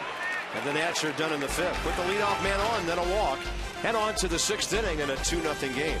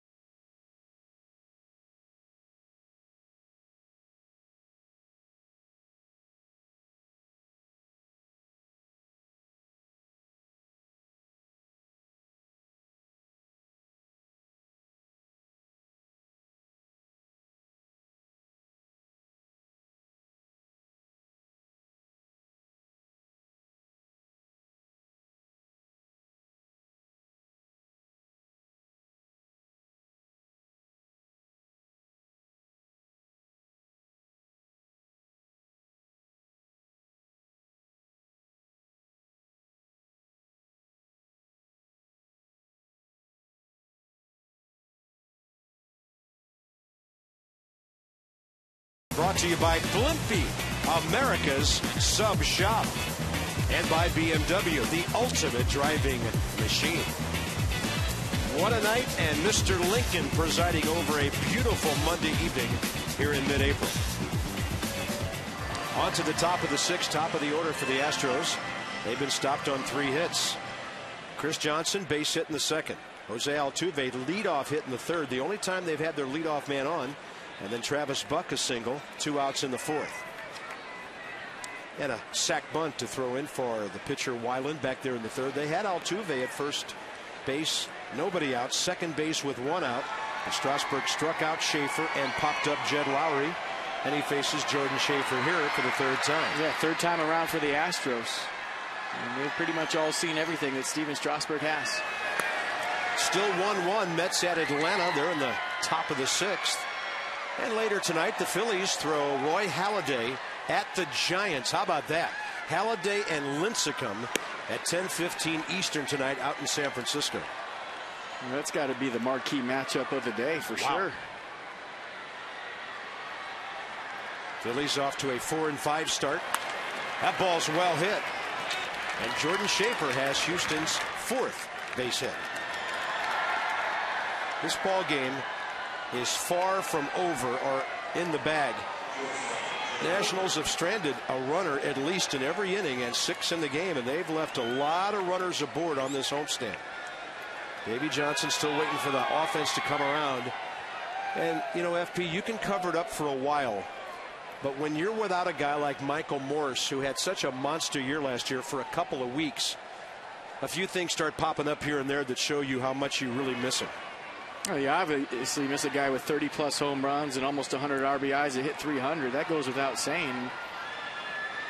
But along with that, the mere presence in the lineup. Yeah, and it changes how everybody's pitched to throughout the order. When you have that presence, maybe 2 or 3 hitters away, you start thinking about what you're going to throw the guy in the box, and it makes everybody around him better.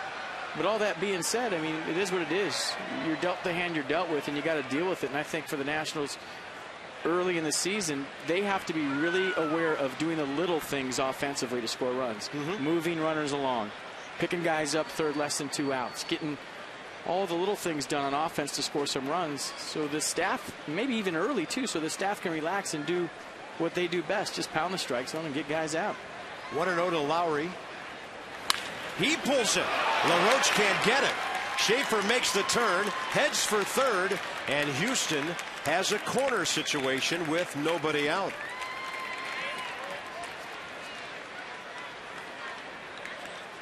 They put hits together in the same inning for the first time. A nice swing here by Jed Lowry. Fastball right down the middle, maybe a little bit up in the zone. The two-seam fastball pulls it in the hole. And the Astros in business. Little first and third action, nobody out. Good hitters coming up. Martinez, Lee, the next two.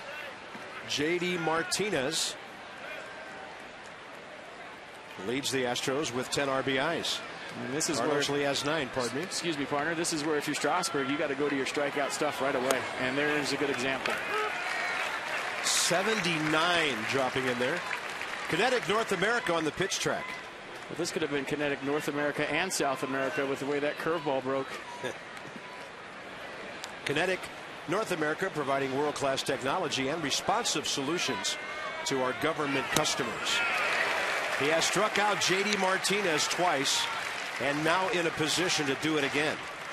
What two-seam fastball right here. Watch the movement on this. I mean, just a nasty two-seamer, 95 miles an hour. Watch. Whoop, right under your hands, nothing you could do. So good curveball, good two-seam fastball. And now you go to the strikeout pitch. Looks like a fastball away.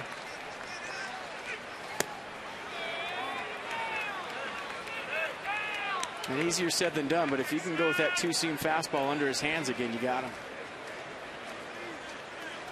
And that pitch is almost unhittable, and if you're lucky enough to put it in play, you hit it right to third base, and that's what you want, a ground ball to the corners with a runner on third, less than 2. Big, strong fly ball hitter on deck.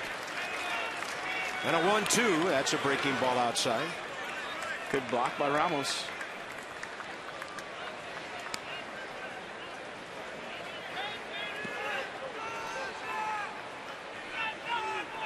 Lowry has a stolen base this year. He's at first. Jordan Schaefer's always had great speed.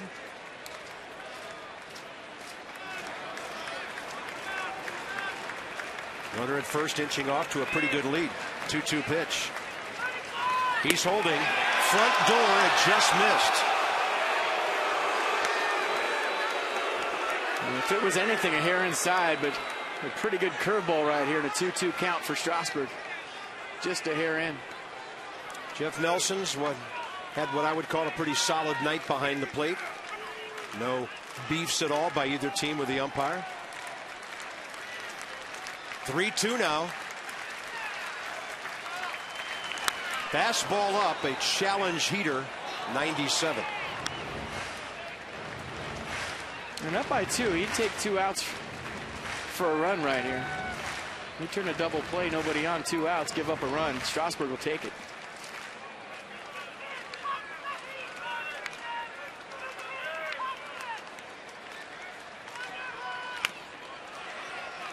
Went off speed again.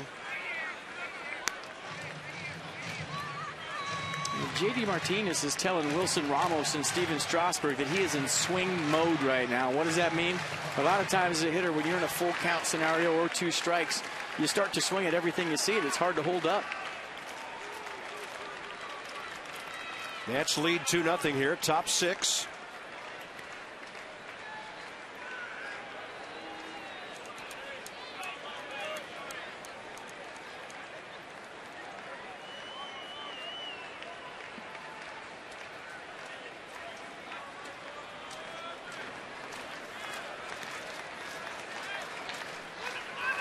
Fastball challenged again, and the hitter late. And it's tough for Brad Mills to start the runner at first base. You got Jed Lowry. He's a pretty good runner, but when you have a strikeout guy like Steven Strasburg, you're down by 2. You're always thinking about that strike him out, throw him out in the back of your head. And J.D. Martinez definitely in swing mode. 8-pitch battle here. Last inning, Strasburg only threw 6 pitches to get 3 outs. He goes with that 88, turns it over, and the bases are loaded with nobody out. For Carlos Lee.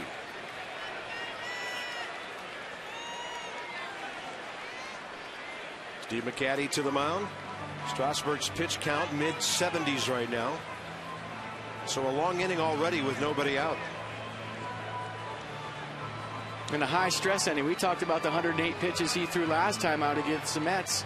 You know, minus the first couple of innings, he was on cruise control. But right here, high stress inning, a lot of tough pitches to make. Good battle by J.D. Martinez. Here's a number that'll impress you about Carlos Lee, who hits for power. Over the last 5 years, playing pretty much every day and hitting between 32 and down to 24 home runs, down to 18 last year, but he did drive in 94. This guy just doesn't strike out very much. Over the last 5 years, the most he has struck out in a season, 63 times. That is some kind of contact for a guy who's big and strong. And I think Steve McCaddy went out to the mound, probably told Steven Strasburg, hey, you're okay. Let's hunt a ground ball here. Your best pitch for a ground ball. Get back to trading 2 for 1. First pitch breaking ball just out of the zone. Must have been high. Carlos Lee, 349 career home runs. In the air. There's a great arm out there. Might be deep enough, though, for Schaefer. Ankiel's going to whip it home, and Schaefer stays. Look at that. On a fly. 1 out. Not too many times as an outfielder do you make the highlight reel with a simple routine fly ball to straightaway center field. But I'll guarantee you, if you tune on the highlight shows tonight, you're going to see this. Come on. Are you kidding me? He threw a strike from about 300 feet away. Watch this. Here's the pitch. Strike 1. Yeah, Pitch Track said it was on the inside corner. That is fun to watch. Wow. My, oh my. Next up is Travis Buck. And you're talking about a runner with good speed at third. And another thing, you're talking about a very aggressive third base coach in Dave Clark. I mean, there's some kind of buzz going on in this ballpark right now after that throw. Here's Buck, and he pops it up. That is an amazing arm out there. It just never gets old watching him throw a baseball. I mean, moved the mound back to short center field. He just threw a strike.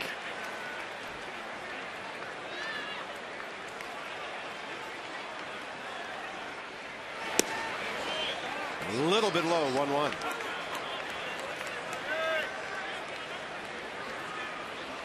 Travis Buck has grounded into 1 double play this year. The Nats defense turning 6 so far.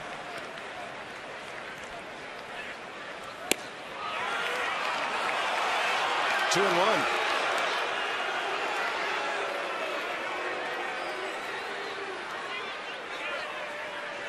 Third base Schaefer, second base Lowry. They both singled.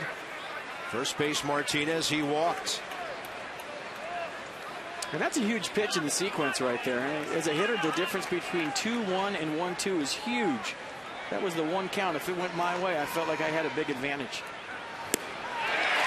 How about that? A dandy changeup.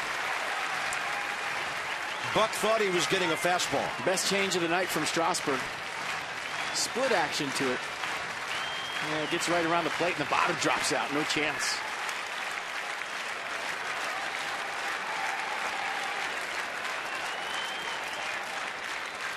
Swing and a miss, 2 outs.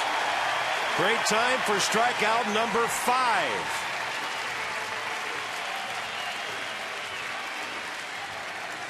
Bases loaded, nobody out, to a bases loaded, 2 outs, and it was all because of the sequence. Good job, Wilson Ramos. Got to give him some credit. The 2-1 changeup sets up the 2-2 fastball, and Buck can't catch up. Love the sequence right there. That's how you set a hitter up in a big situation. Chris Johnson has singled to left center and flied to center field.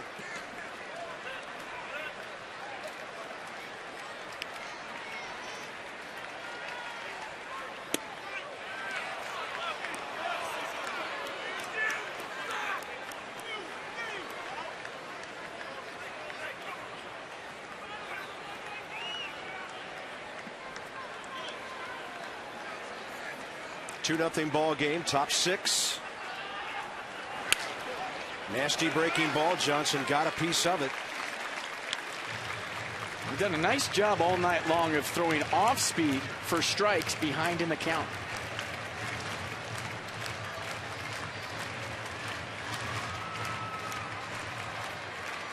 Nice going, buddy. Show and tell at school tomorrow.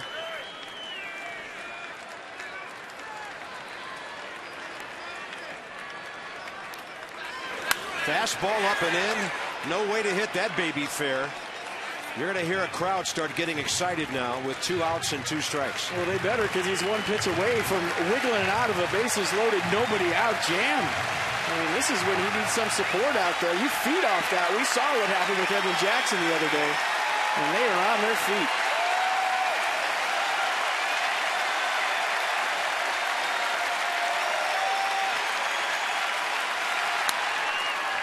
Out of play, right side.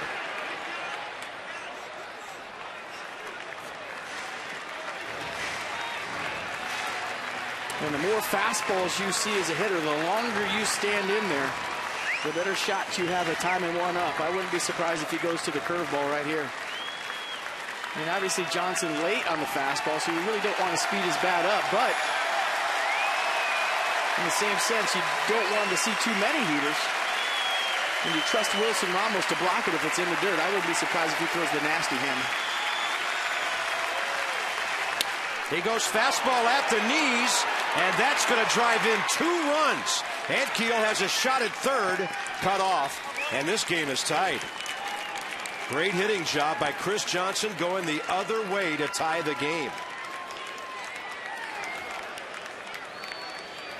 And maybe a case of 1 too many fastballs. Nice piece of hitting right there. Pretty good pitch. Chris Johnson goes down and beats a good pitch. Probably ball 3. Well, we talked earlier about what a good fastball hitter he is. And just like that, we start this one all over again. And really quiets down the ballpark. And now the Astros have the lead runner at third with Jason Castro coming in. He's hit 2 ground balls tonight. RBIs number 2 and 3 for Johnson on the season. So his biggest swing to date. And the Nats completely ignore Johnson as he goes to second base. I think we got to give him a steal this early in the game. It's his second.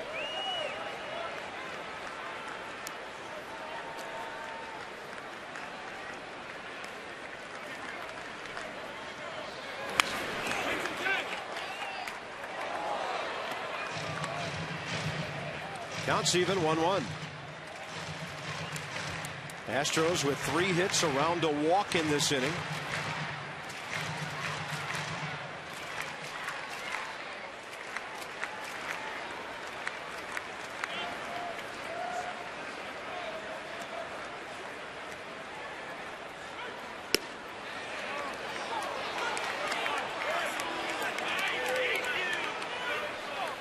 And this is where, if you're Strasburg, you got to limit the damage. Now, almost wiggled out of that jam.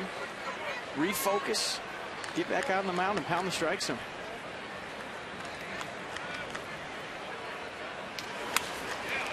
Nice pitch.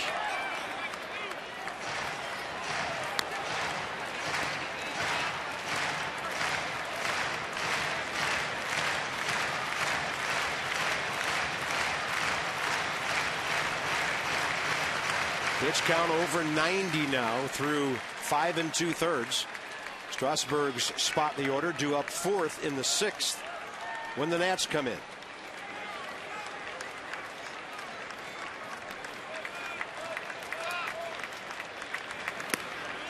Off speed, ball 3. I'll tell you, the guy you don't want to face by walking this hitter is the little guy on deck, Altuve. He'll put the ball in play somewhere and run as hard as he can. He has scorched it twice tonight.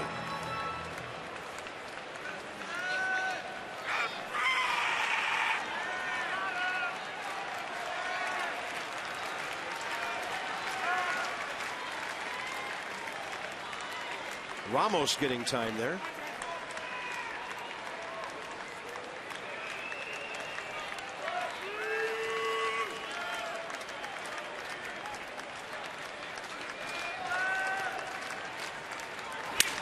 3-2. Little change up. And hit right to Desmond. Astros tie the game on 3 hits. Chris Johnson comes up big.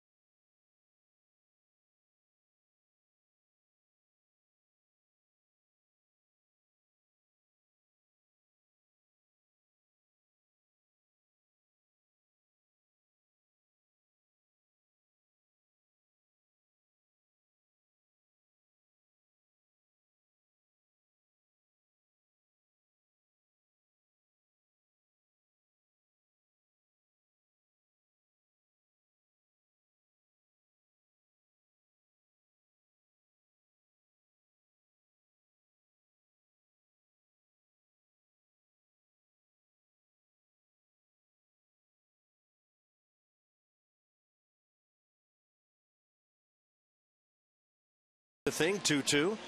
Don't forget Sunday. The Marlins will be here for the finale of the homestand, and it'll be Ryan Zimmerman Kids Jersey Day. First 10,000 kids, 12 and under, receive Ryan's Kids Jersey presented by Masson. Go to nationals.com/tickets and check it out. Come and join us for some great baseball this weekend with the Marlins in town. Chris Johnson, big hit. Christina, you talked to him about facing Steven Strasburg. I did, and when I said, what are you thinking, what are you expecting to see from Strasburg tonight, he kind of just looked at me and with a smirk on his face and smiled and laughed and said, he's good. He said, but you know what, we saw him in spring training.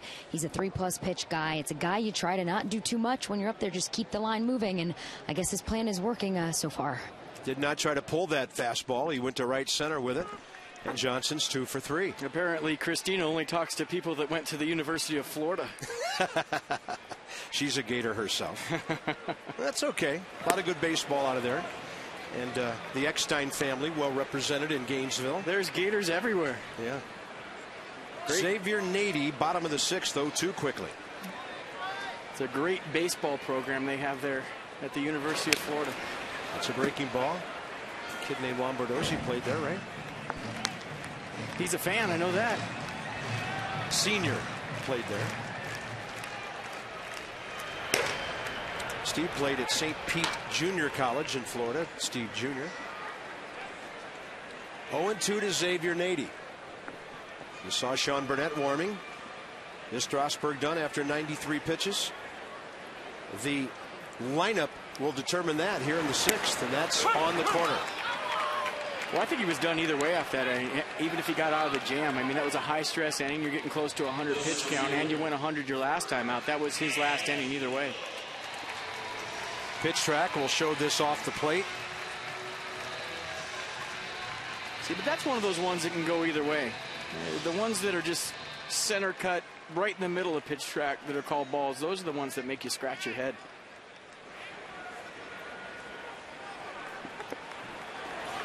And Keel got a pitch up. He's been having a hard time getting over the top of the ball. A lot of fly balls. But that was a good swing, and the Nats have their 8th base hit. Now Ramos coming up, and he hit it a mile last time up. Nats box score. Desmond's double, Lombardozzi's bunt, and an error in the 3rd. The homer by Ramos in the 4th. Lombardozzi, the big story, 3 for 3. A single up the middle, a bunt, and he pulled one.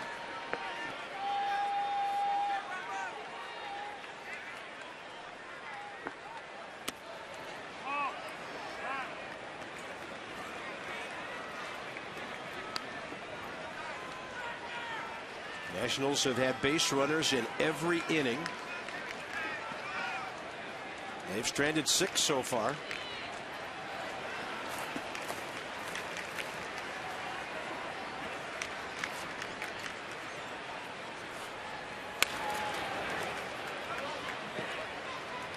And let's check out the home run that Wilson hit his last time up. It was supposed to be a little location mistake, about a 2-glove miss. Right out over the plate. He backed it up, let it get deep, and that's very impressive this time of year, going out of the ballpark the other way.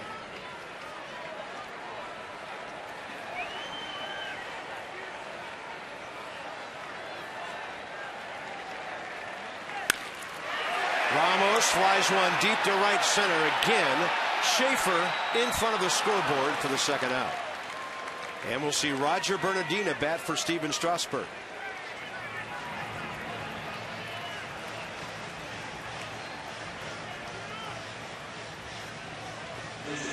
Roger did a nice job off the bench yesterday with a pinch hit walk, fouled a bunch of 3-2 pitches off. He ended up scoring on Ian Desmond's double to center field.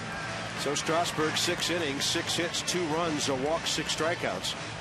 93 pitches, 62 strikes. And unless Roger gets the rally moving here in the Nats score, it'll be a no decision for Strasburg.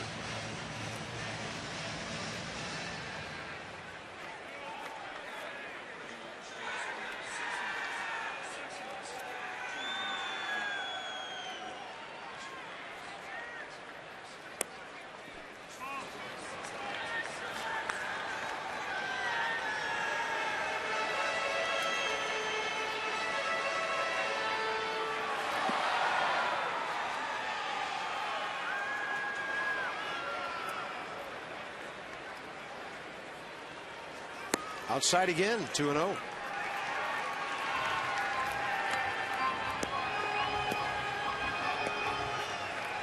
Not to be lost in all of this, the fact that Kyle Weiland is throwing a solid game for Houston. He's given up 8 hits, managed to scatter a bunch of them. Just a couple of strikeouts, 2 walks.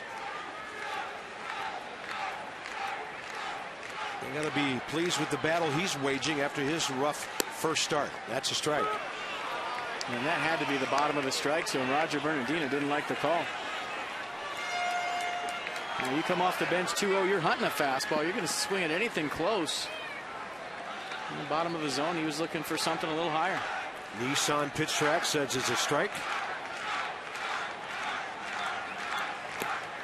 Off speed, and Roger a good take, 3-1. That's a good take for Roger Bernardina. We've seen him offer at the off speed in the dirt a couple of times this year. When you see a low fastball for a strike, and it's followed by a changeup that looks like the same pitch for about 55 feet, and then it drops, it's a good take.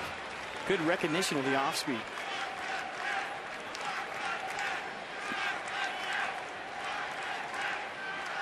Translation, I would have swung and missed. Does he get a fastball on 3-1? Outside, good AB. How about Roger Bernardina's last couple of pinch hitting appearances? 2 bases on balls, and top of the order now for Ian Desmond. No activity in the Houston bullpen yet. PNC goes inside the numbers. Solutions that help you achieve your financial goals. PNC Bank, for the achiever in you. Ian Desmond since August. And you remember last year, Davey Johnson just put him in the same spot atop the lineup, FB. Let him alone for the rest of the season, and the results have been there. Well, I think it's pretty simple. Number 6 was pretty good, but number 20 is way better. Little Frank Robinson action on the number change this year.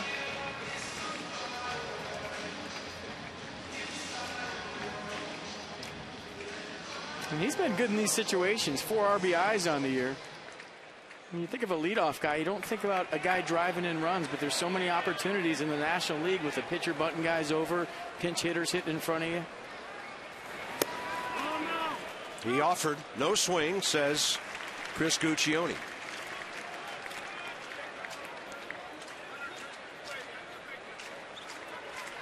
Good numbers any way you look at this guy. Second in the league with 18 hits, batting around 350. Looking for a 7th multi-hit game.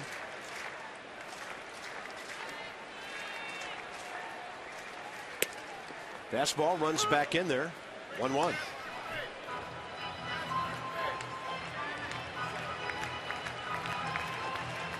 Second base Ankiel. First base Bernardina. Really good speed out there. Got 2 center fielders on the bags.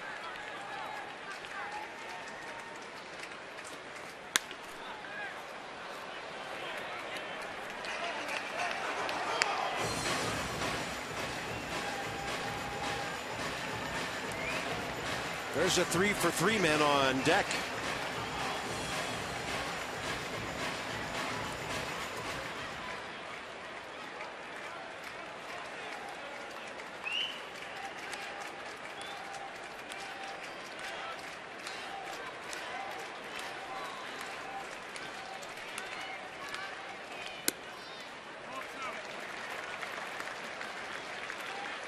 And we've seen Ian in this situation right here. 2 strikes, take a little out of his swing, stay inside the baseball and go to right field. No matter where the ball is pitched, hard in, soft away, 2-strike approach going the other way.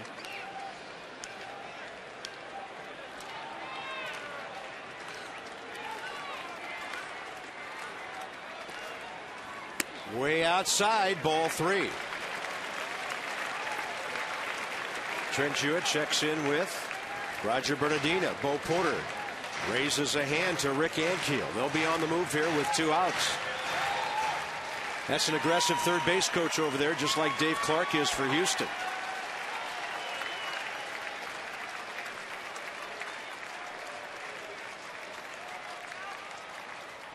That's low. Bases loaded. And a great take, a great at bat by a guy who's not the most patient hitter in town. That's only his 3rd walk of the year. And a big spot now for Lombardozzi. It's funny you mentioned that, partner. It seems like in RBI situations, Ian has been very patient, looking for one pitch that he can drive, leading off an inning. And he's going first pitch hacking, like you said. He's ready to party. Well, pitchers who walk 4 batters in 6 innings are asking for it. So the Nats have had 8 hits and 4 walks, and it's time for them to get a big 2-out hit. Lombardozzi 3-for-3 tonight. Check swing.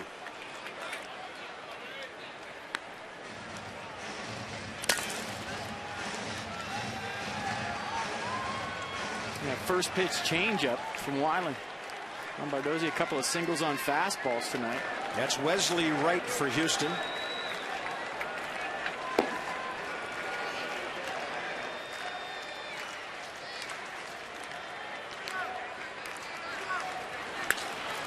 Lombardozzi had a left field idea. And now he has to protect on 0-2.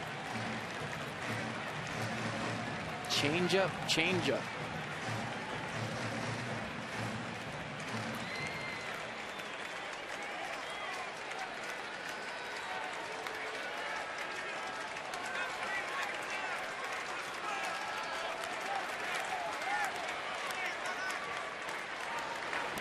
That ball bounces way in front of Castro.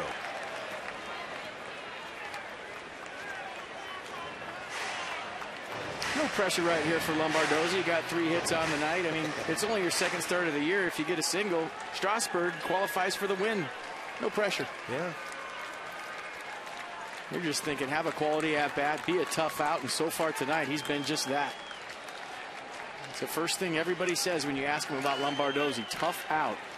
And that's one of the highest compliments you can get as a hitter. He's a tough out.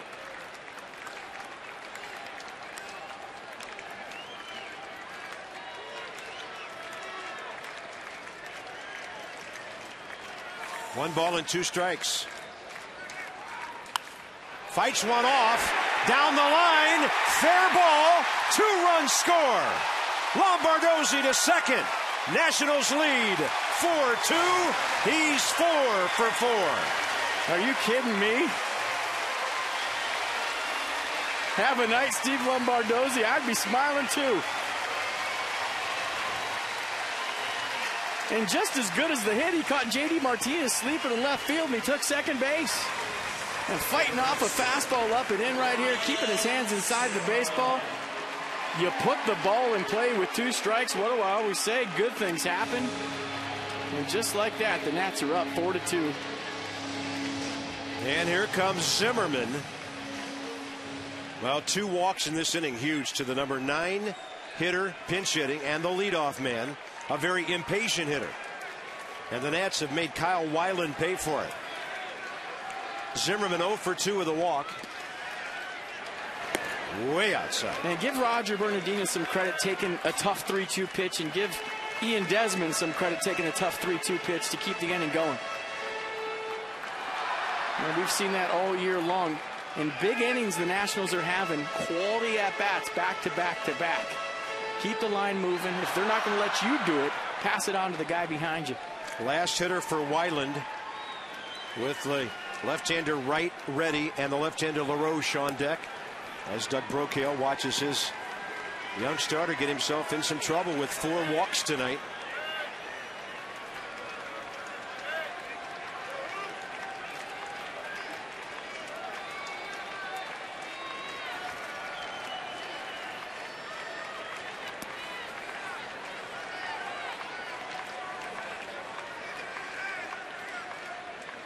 Target away, and Ryan with a late swing, foul tip, 1-1.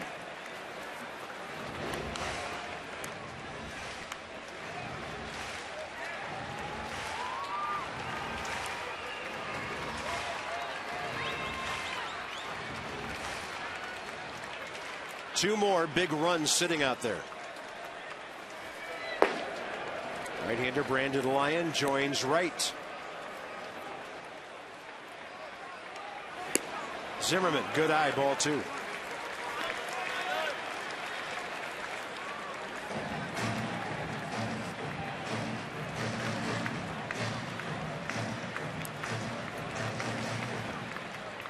Well, Steven Strasburg, an hour or so from now, could be a winning pitcher. Zimmerman gets a fastball. That'll be 2 RBIs. The Nationals lead 6-2, and finally Ryan Zimmerman gets one in safely.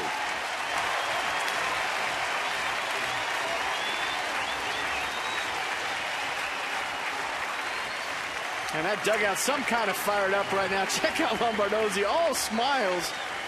And you know what, partner? Good teams answer. And the Astros with 2 runs in their half of the 6th, and right when Steven Strasburg's thinking, oh man, you know, I gave up a couple of runs, I pitched a good game. Good teams answered, good teams pick each other up, and that's exactly what the Nationals have done here in the 6th. Ryan Zimmerman doubles his RBI total for the year. The Nationals doubled their lead, knocking out Weiland here in the 6th, and a 4-run lead. This call to the bullpen, packaged by the UPS store. We love logistics.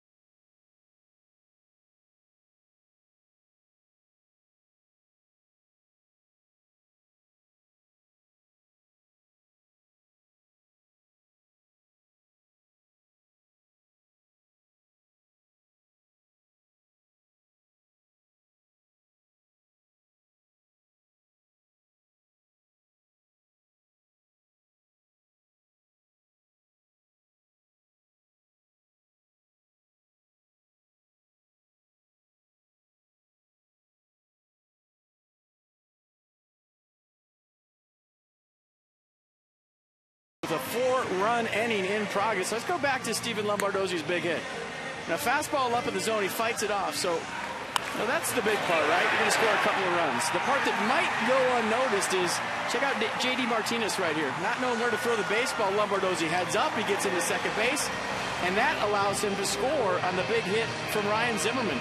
So little things like that help a team win the baseball game. Not just the big thing, the 2-strike, 2-out hit, but getting yourself into scoring position when maybe a guy doesn't think you're going to second. Nice job. How about Lombardozzi, first Washington second baseman with 4 hits and 2 RBIs in a game since Alberto Gonzalez 3 years ago. So here's a lefty-lefty matchup with Wright and LaRoche. Wesley Wright, 5th game. Ooh, bit of a rough start for him. 3 innings, 4 hits, 4 runs, couple of walks. Swing and a miss on a big sweeping breaking ball 0-2. Yeah, that's the slider from Wright. He'll throw it about 40% of the time. He's got a fastball in the low 90s to go with it, and a changeup and a curveball too. Only throws the changeup about 2% of the time. So that tells me lefty specialist comes in with the fastball, slider, curve.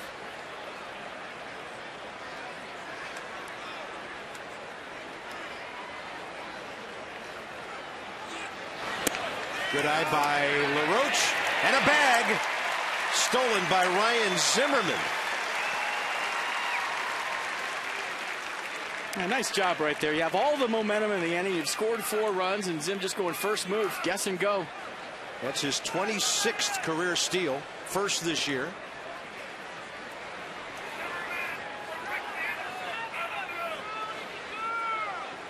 Well, after all those runners stranded in the first 5, this is a sweet frame indeed.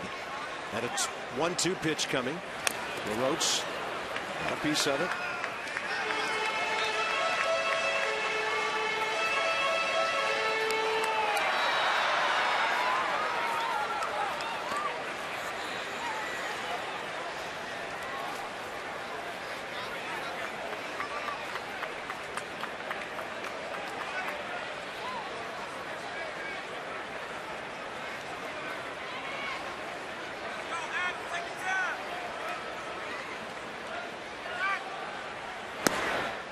And now Adam LaRoche works the count to 2-2.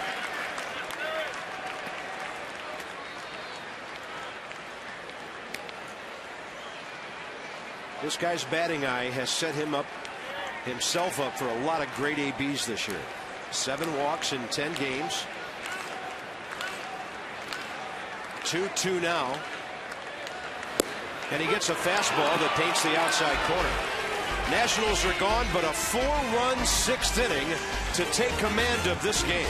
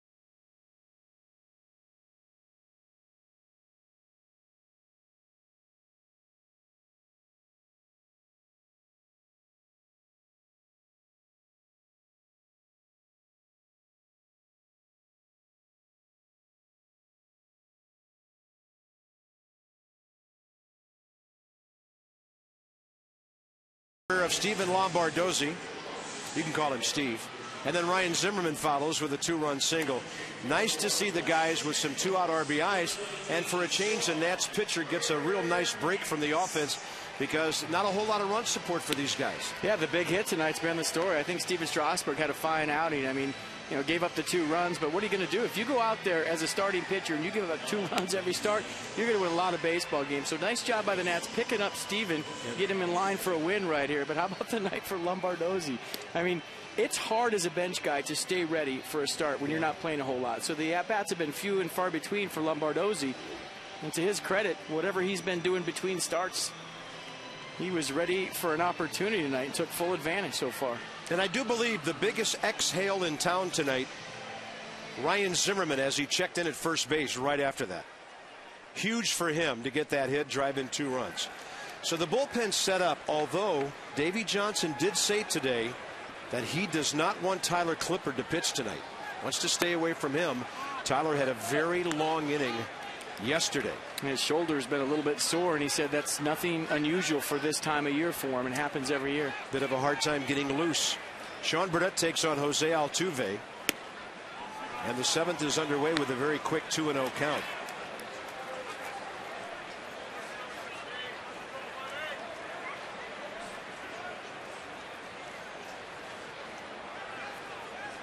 Altuve 1 for 2 tonight. That's a strike. Don't want to walk this guy to start off the next inning. And our friend Justin Maxwell is now in the major leagues with Houston. He is 1 for 4 with a homer and 2 RBIs. Got a home run last week. Strike 2.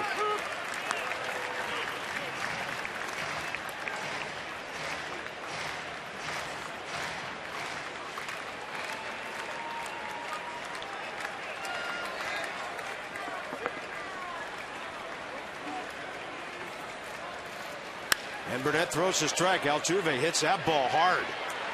How about the 3 at-bats he's had tonight? And he will check in at second base, 2 for 3. That'll bring in the former National Justin Maxwell. And not a whole lot to his swing. Very short, very compact. Gets the foot down nice and early. When I talk about getting your foot down, this is a perfect example. For you kids at home, what do I mean when I say get the foot down? He sets it down nice and early. And just a short, compact swing right to the ball.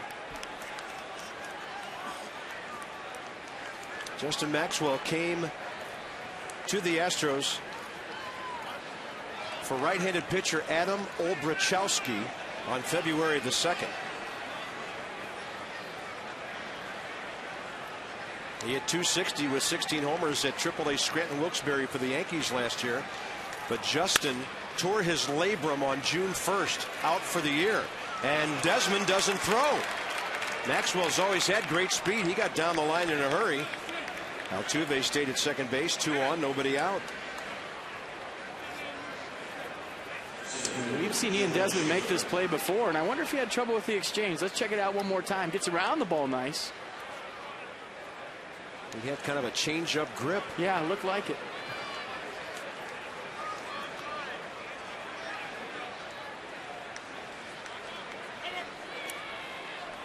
So the Nationals answer the Astros 2 in the 6th with 4, and it looks like the Astros trying to answer the 4 right here in the 7th. Well, they have 5 of their 8 hits now in the last 2 innings. And Sean Burnett throws a strike in there to Jordan Schaefer. Schaefer and Lowry back-to-back hits in the 6th.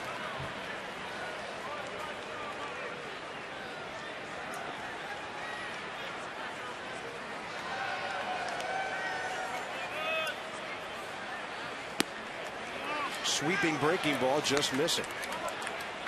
Sean Burnett hasn't pitched since last Wednesday when he had a 1-hit, 1 strikeout scoreless inning at New York. Kind of crazy with all the extra inning games.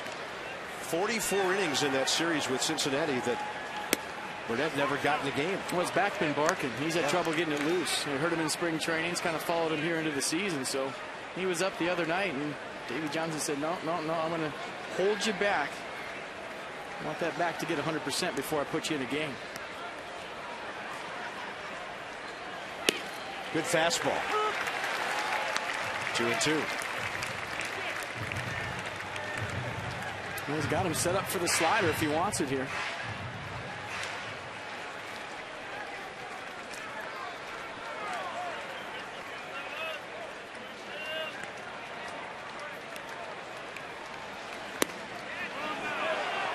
Ramos holds the ball, frames it, and evidently ball 3.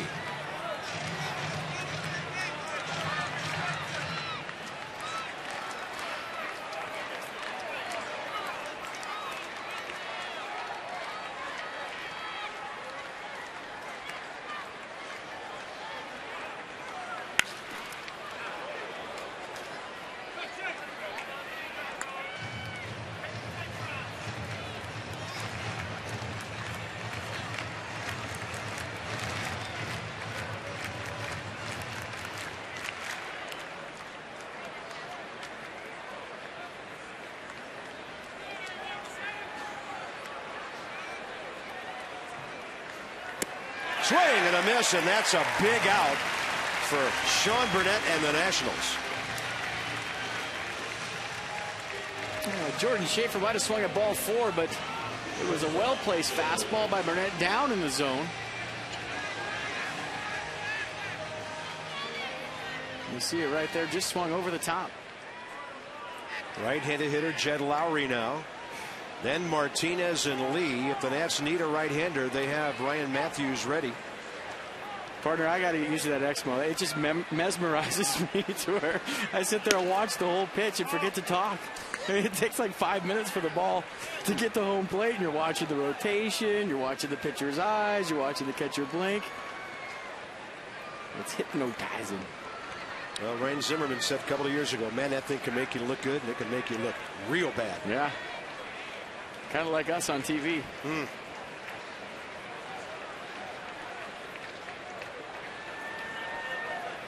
Ryan would love a one-hopper here.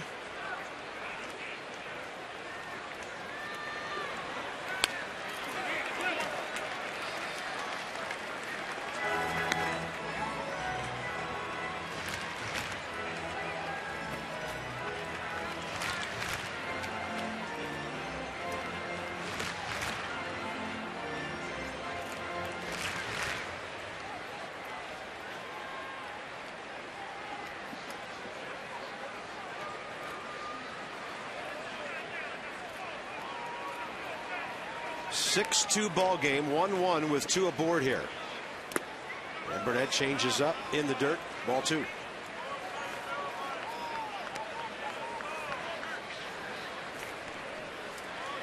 Wandy Rodriguez, the lefty for the Astros, and Gio Gonzalez for the Nats. Wandy Rodriguez, by the way, 5-1 career against Washington. And Gio brilliant in his last start. Nats extra, 6:30. Now Sean Burnett's throwing some swing and miss fastballs.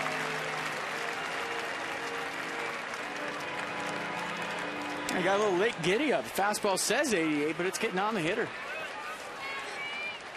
When you're in a 2-1 count, all systems go hunting a fastball, and you swing through it. It tells you a lot about the late life that Sean Burnett is featuring tonight.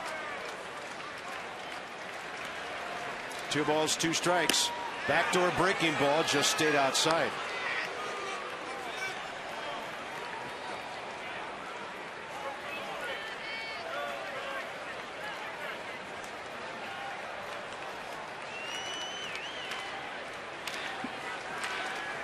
Good speed out there for Houston with Altuve and Maxwell.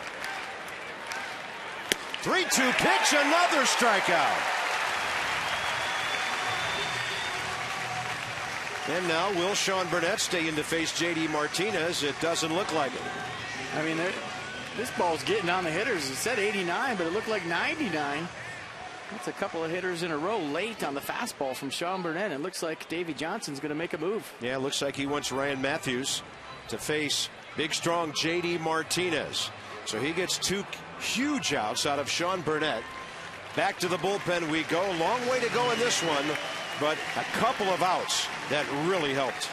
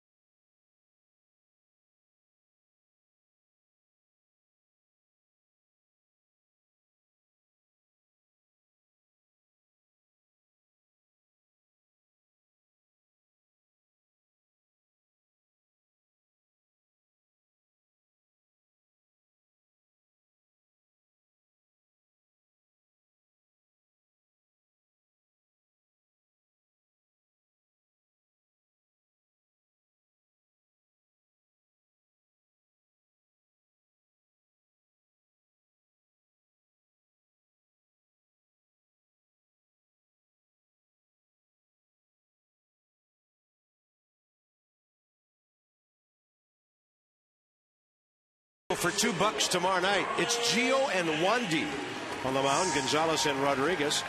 While supplies last, some restrictions apply on the $2 ticket Tuesday event. Nationals.com/specials.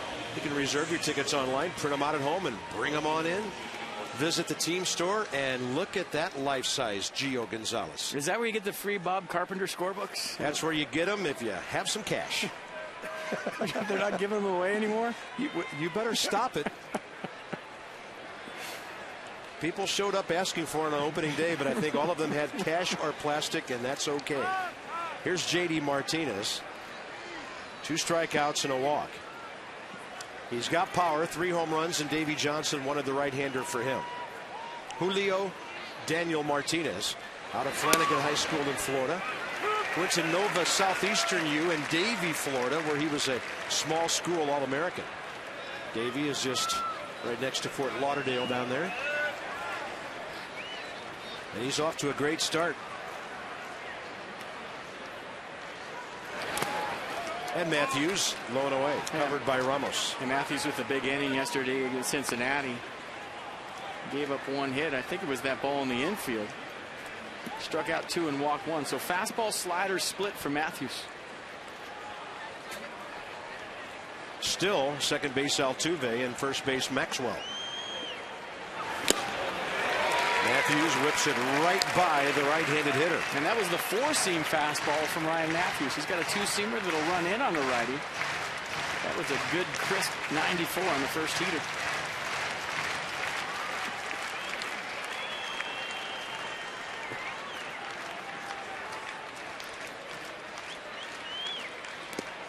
In the dirt, and that's a swing, and that's the 3rd out of the inning. Jeff Nelson punches out J.D. Martinez. So Burnett and Matthews strike out 3 in a row. Time to stretch.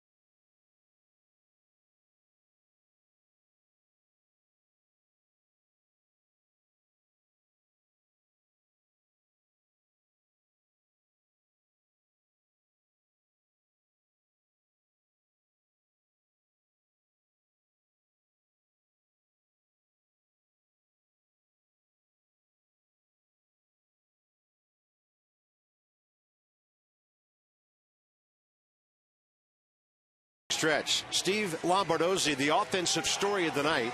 A big swing by Chris Johnson in the 6th, got Houston back even, and now Steven Strasburg might be rewarded for a hard-fought 6 innings. And how about the night for the young second baseman / utility player for the Nationals?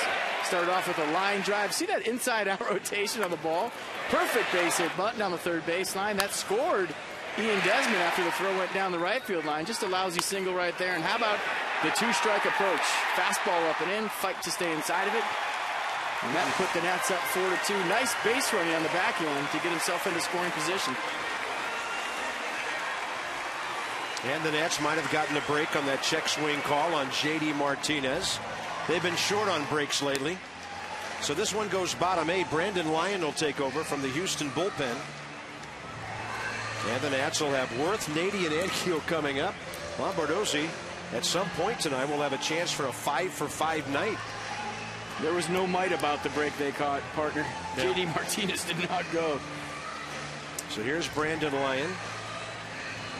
Coming off an injury-shortened season last year, only 11 games.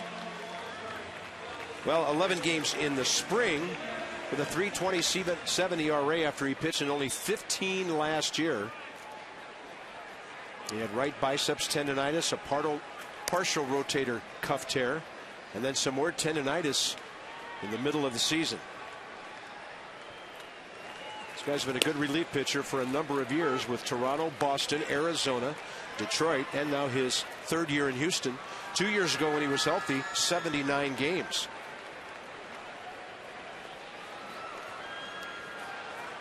Jason Worth takes a slider outside. Is it a slider or a cutter? It's a cutter, 4-pitch guy. Fastball, cutter, curveball, change. The cutter will go about 88, the fastball in the low 90s. And he throws them all. And Worth will take one outside, 2-1. Nationals 6 runs on 10 hits.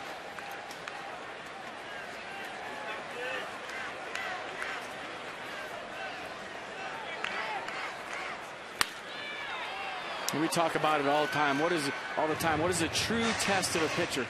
Getting through the order the third time. And tonight, for both starters, they had trouble.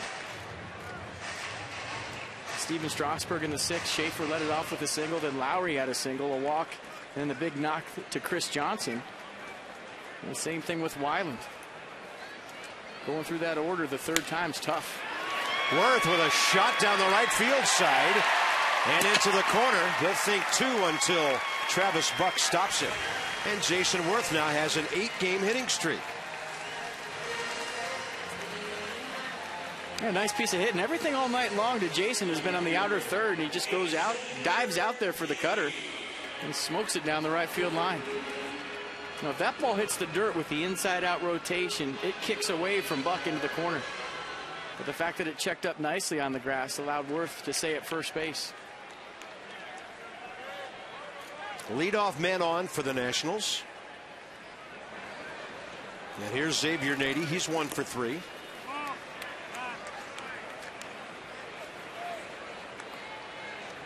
The Nats didn't get a leadoff man on until the 5th inning tonight. And so this is only the 2nd time. But they've been able to generate some 1-out, and especially in that 6th inning, 2-out offense.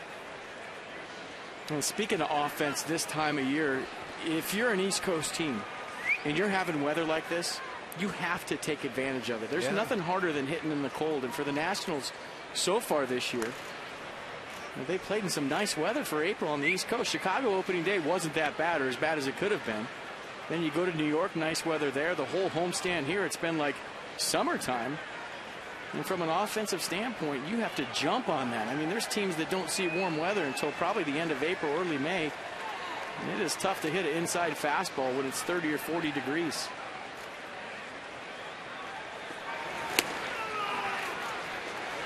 Two balls and no strikes. Cold muscles or slow muscles?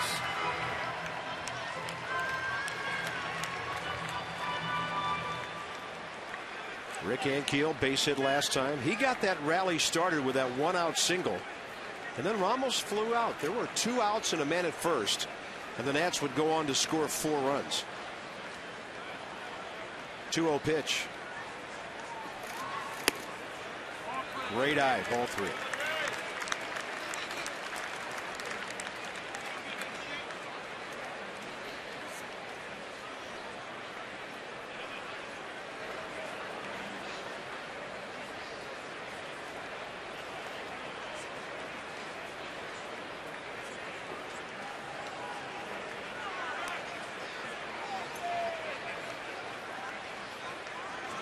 Worth, what a jump.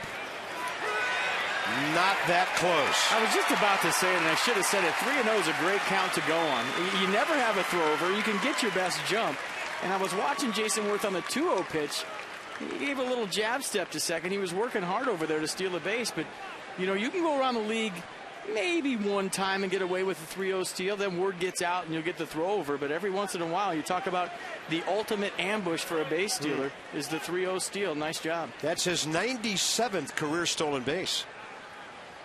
And now having to switch to a sequence of signs, Lyon and Castro will get together. You see the eyes right there? He's checking out Chris Johnson at third base. And if he vacates, he's thinking about running. Well, remember last year, last inning of a ball game with the Cubs, for some reason, playing their third baseman about 40 feet off the line. Jason Worth just about walked over there and then scored on a wild pitch by Carlos Marmol. That'll be a stolen base. It'll be remembered for a long time.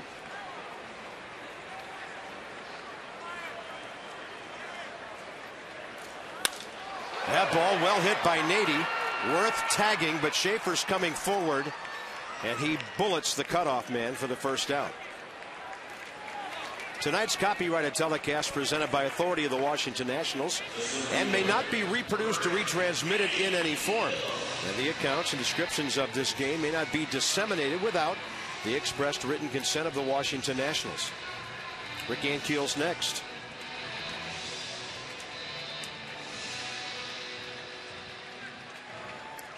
Astros are not televising tonight, so we figure there are probably a lot of Houston fans around the country checking this game out via Masson. I was talking to their fine TV announcer Bill Brown before the game, and he said it's going to be a very interesting year down there. New ownership, and then of course the move to the American League next year. But Bill thinks that from fans he talked to in Houston during their first homestand, they understand what's going on. They're buying into the fact that this is going to have to be a young, aggressive, hard-working team, and hopefully good things ahead for the Houston Ball Club. But man, you invite the Texas Rangers and the Angels into your ballpark 8 or 9 times a year at Minute Maid Park, better have some pretty good pitching next year. Yeah, the Central's no picnic in the National League, but if you're moving to the American League West, good luck. 5 teams in each division when Houston makes that move next year. Just when Astros fans thought they were rid of Albert Pujols.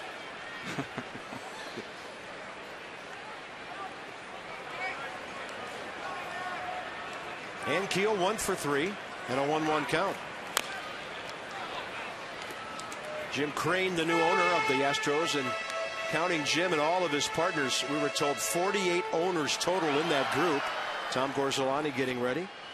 Their new president is George Pistolas, who used to be the president of the Houston Rockets. And their new GM is Jeff Luhnow, who worked under Walt Jocketty and then with John Mozeliak in St. Louis. So the Astros are trying to rebuild from a 56 and 106 last year. Is it tough to make a decision with 48 owners?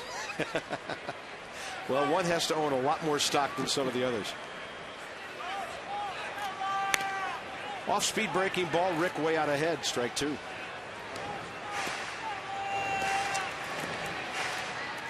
So Drayton McClain owned that team for a long time. Tal Smith, the great baseball executive who spent 53 years in this game, now gone away. Ed Wade was the previous general manager. Real transition time for the Houston organization.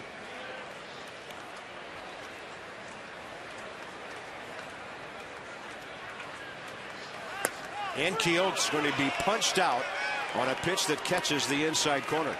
2 outs. This little cutter down and into Rick. Just catches the bottom corner of the pitch track. That looks a lot like a Mariano Rivera pitch, doesn't it? Yeah. I mean, talk about a guy that's had an amazing career, maybe the best closer to ever play the game, pretty much a one-pitch guy. I know late in his career he's gone to other things, but you know, back in the day, that's all he threw. Yeah. And it was so late and so tight. Even though you knew it was coming, as a left-handed hitter, you go to swing, and by the time you made contact, it would hit your hands. They will walk Wilson Ramos. He's had 3 at-bats tonight and 2 really good swings. A scorching liner caught in right field in the second, and then the long home run in the 4th over the scoreboard into right center. Looks like Ryan Matthews will bat. And Ryan Matthews does not have a major league plate appearance. All right, so give us a scouting report on your buddy from Sacramento. Swing hard in case you hit it. I mean, when you don't get to hit very much, or ever, you walk up there and get a first pass, fastball and let it rip. For the 3rd time he hears his walk-up music. They played it when he came into pitch. They played it when he came off the mound after the strikeout. Now they play it when he bats. And the crowd's getting a big dose of Katy Perry tonight. I'm going to text his junior college coach right now and tell him that he's hitting. The city of Sacramento has come to a standstill. That stance looks good. He's looking hitter-ish right there. Oh, look at that batting ice. Ball 1. Probably take a strike. If he gets a base hit here, we'll proclaim him the best hitter on the staff because he may not bat again this year. Or the best hitter in D.C. from Sacramento, at least. Takes a big man to say something like that, FP.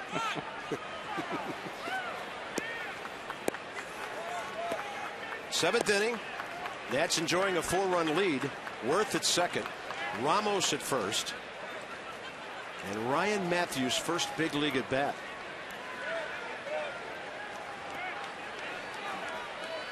Wonder whose bat he's using. I mean, you have the pitcher hitting right there. There's 2 outs. Why in the world would you worry about a base runner? You got a guy in the batter's box that's never had a plate appearance before. I would think your concentration would be on the hitter. I got the binoculars on the bat, but I can't tell.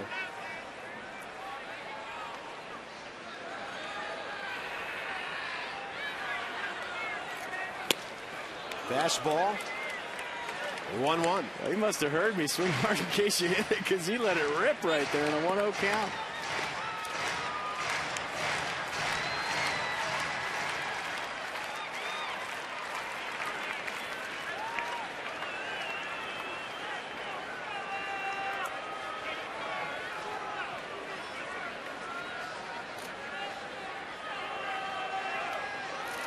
Worth is running and off to the right. Jason Worth has third base stolen. See, that's the case right there. Chris Johnson moved to the base, and I think if you're a ball club and you have a pitcher hitting with 2 outs and a runner on second base, that you should let the guy walk into third. You should never vacate your position. Felipe Alou used to have a sign that if he steals third right here, we're not throwing because we're worried about the hitter.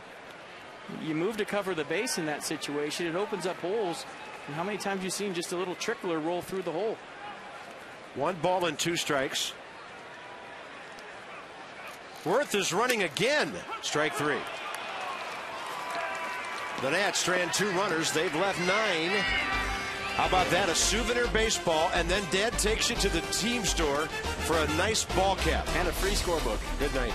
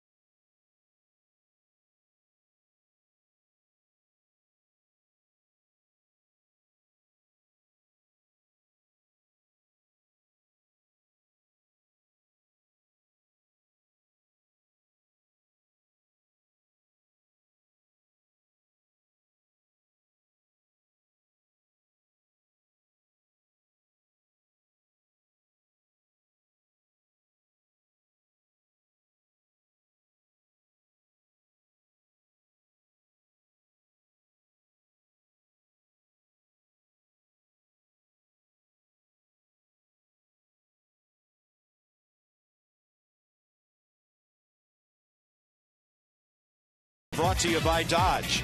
Go to Dodge.com or visit your local Dodge dealer tomorrow. And by Navy Federal Credit Union, serving the Army, Marine Corps, Navy, Air Force, the Department of Defense, and their families. Federally insured by NCUA. Gorgeous night in our nation's capital, and the scoreboard looks real nice, too. Nats on top, 6-2.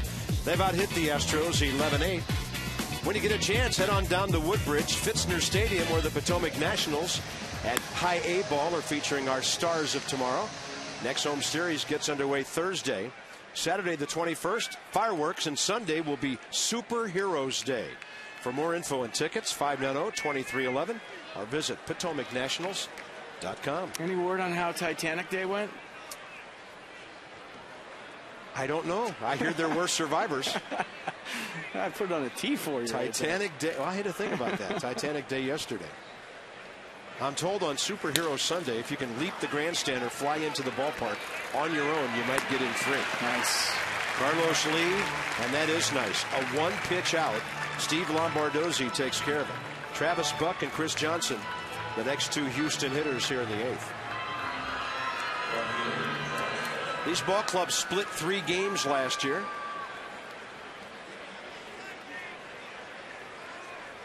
The Nats have a 4-game series in Houston, if I remember correctly. They will be in Houston Monday through Thursday, August 6th through the 9th. And depending on how the interleague schedule shakes out next year, might be our last visit to Minute Maid Park for quite a while. That ball really hit hard, and Travis Buck is 2 for 4. Single in the 4th and a 1-out double here in the 8th. And Buck ready to hit once again. First pitch fastball, 95 from Matthews, and he was all over it. His best year in Oakland was his first year when he hit 288 in 82 games. Never hit above 255 after that. Went on to Cleveland, 228 for Manny Acta last year. And now finds himself with the Astros after signing a minor league free agent contract in November. Here's Chris Johnson. He's had 2 hits tonight, including their, at that time, big blow of the evening. The 2-run double off Strasburg to tie the game in the 6th. Steven got 1 more out, and then his offense got him 4 runs. You think Ryan Matthews went up to Jason Worth in the dugout and said, "What are you doing? You're distracting me. I'm trying to hit up there." Well, Worth probably said, "I knew you couldn't hit it. I was hoping to score from third on a wild pitch." That ball scorched to center. And Keel, and the ball takes off on him. He misses it. Buck will score. Johnson heading for third. Look at that throw. A center fielder will tell you, FP, a ball like that can be knuckling on you and changing directions. Well, it had to be, because we know Rick Ankiel is a great defensive center fielder. And I don't think he lost this ball at all. I thought he just squared up to where little misjudged right there, and he had an extra gear. And that's something we've never seen Rick do before. Pretty good throw, like you said, from the 402 sign all the way to third on a hop. But the damage was already done. Well, must be a little debate in the press box about that one. It's a very difficult play. On TV, the ball looks all big and fuzzy, and it looks like a normal play on television. But anybody who's ever played this game, folks, will tell you when a ball is hit that hard, it could be coming at you like a 120-mile-an-hour knuckleball. So that will knock out Matthews, and Gorzolani comes in, and this game is far from over. They have called it a 3-base error. So the Astros have another runner at third base with 1 out, and the Nats go deeper into Davey Johnson's bullpen.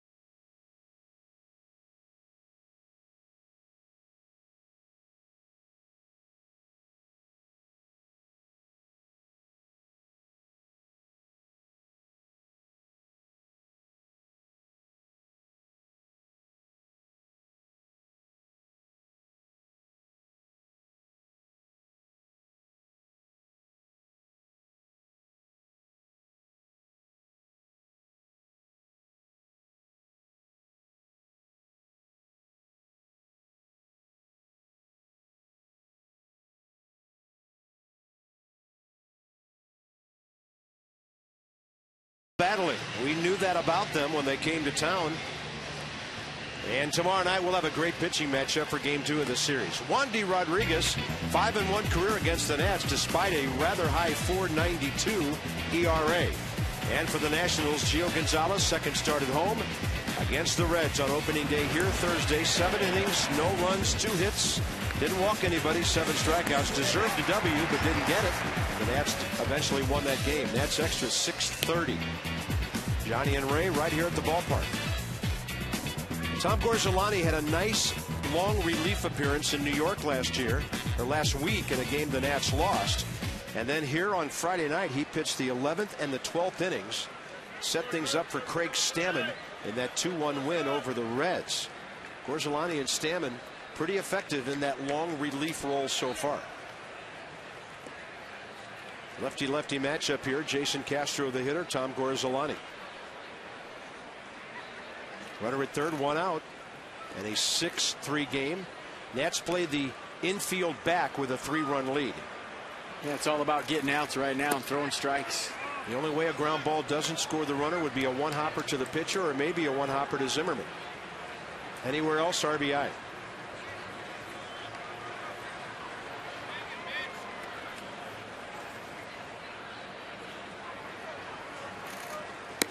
Front door breaking ball misses, 2-0.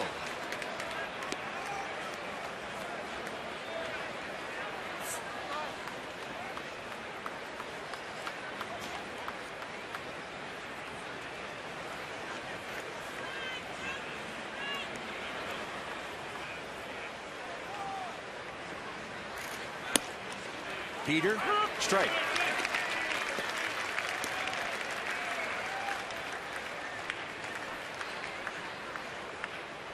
Chris Johnson, no RBI in that ball, ruled an error, a 3-base error on Rick Ankiel. Nats have now made 10 errors in 11 games. On the fists, unreachable for Ryan.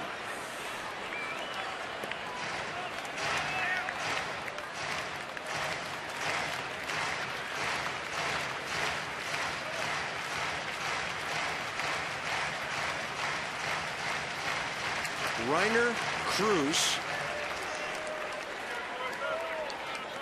And you'll see some side winding if he gets into the game. Nats have the top of the order due up in the 8th. They might need some more runs. 2-2 pitch. Gorzelani with a tight breaking ball, and the bullpen continues to get big strikeouts when needed. That's 4 Ks by the pen in the last 2 innings. Yeah, nice slider right here from Tom Gorzelani. Started it right at Martinez and broke it back over. Castro, excuse me. Broke it right back over for a strike. All right, look out. Here's Jose Altuve. Looks like the most dangerous number 8 hitter in baseball. Single in the 3rd. Lined out to short in the 5th. Double to the gap in left center in the 7th. Gorzelani gets ahead. That double was against the left-hander, Sean Burnett. So this guy is 13 for 36 on the year. Getting 361 early. 276 in his Houston 57-game debut last year. You know, I always talk about getting your foot down early as a hitter. Watch him right here. I mean, he sets that stride foot down nice and early, and that keeps your head still. Watch. Down, swing. I mean, there's not a whole lot to it. Very simple approach. Well, you don't have to be a giant to play this game. They list him officially at 5'5", 171. He was hitting 408 at single A when they promoted him last year, and then 361 at double A when they called him up to the big club July 19th. Look at this. A drive to left, trying to run it down and getting there. Xavier Nady.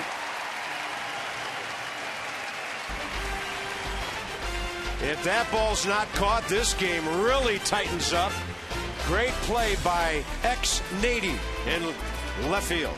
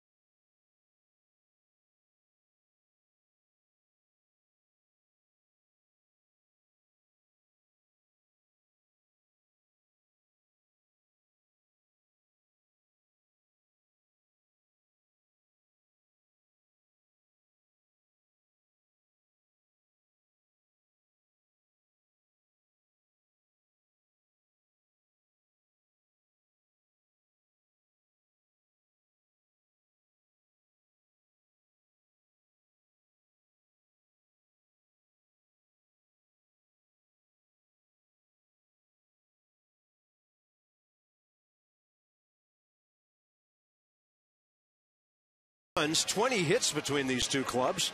So some offenses have come alive. Bottom 8, top of the order for the Nats. Tomorrow on the Mid-Atlantic Sports Report, Tom Davis, Mel Anton, and Phil Wood, and Dave Johnson. Batting practice look-ins, player interviews, and more from 5 to 6:30. It's a fast-moving 90 minutes tomorrow on Mass and HD, and they take it right up to Johnny and Ray with Nats Extra prior to the Wandy-Gio matchup tomorrow. Batting practice look-ins. I'm digging that. Yeah. You probably see FP down by the cage getting his information. Bothering everybody like I do every day. Gio terrified about his start tomorrow night, obviously. On a low breaking ball, Desmond a tapper to Brandon Lyon, bottom of the 8th underway. Oh, am I pitching tomorrow? Okay.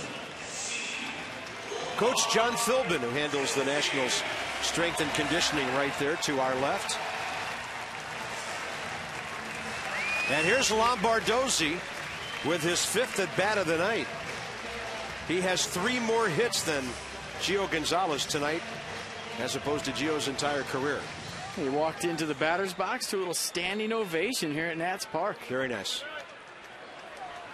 Well, they'll stand for you when they put a .545 batting average next to your name on the scoreboard.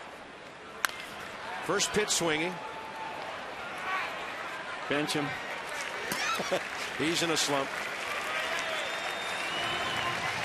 2 RBIs and a run scored for Steve tonight. Ryan Zimmerman will be next. And I'm not saying the piano's off his back just yet, but it was so good to see Ryan get rewarded for a hard hit ball. And now after Houston scored that run in the 8th, Zimmerman's hit really a big one to give the Nats a bit of a cushion.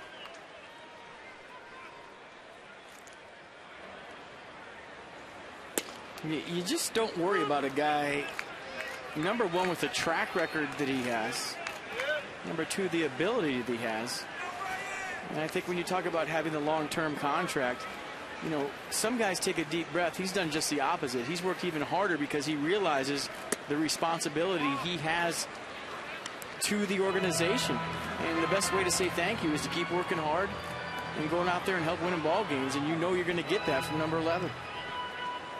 Henry Rodriguez for the 9th. He has a save this year. Zimmerman with another hit. Right off the end of the bat, so maybe things are starting to even out. Ryan with a 2-for-4 night and a walk. They say they even out, Carp, but they never do. The hitters would never admit that. No, they all even out. No, they don't. Right off the end. I'm trying to see if the bat broke. It made a funny sound, but he'll take it. Well, Ryan goes from 179 to 209 with a 2-for-4 night. He can start climbing from here. So here's LaRoche with 2 outs. Adam, a walk, 0-for-3 tonight. That's okay. He doesn't have to do it every day. Trying to salvage something here. And Lyon misses outside. Xavier Nady's had a couple of good at-bats today. A single his first time up, lined out hard to center field his last time up. I'm wondering if maybe with a lefty going tomorrow, that Davey gives Adam LaRoche a day off and puts him at first base. That wouldn't open up left field for Lombardozzi, would it? That ball's well hit. Heading for the wall. Off the wall. Zimmerman coming around. Bo Porter sends him home. And at the plate, Ryan dives. Umpire doesn't make a signal. Now he calls him out before he's tagged. He was waiting to see if Jason Castro held on to the ball. Well, then he made no call, and that means that Ryan didn't touch home plate in his opinion, and then he just made an out call. You can't do that until the catcher tags Ryan. When you see a home plate umpire standing there and he doesn't make a call, he's telling the base runner that he thinks you didn't hit home plate. So then it's up to the catcher to go over and tag him. That didn't happen, and out of nowhere, he made an out call. Zimmerman trying to leap over. There's definitely a tag. So evidently Nelson was waiting to see if Castro held on.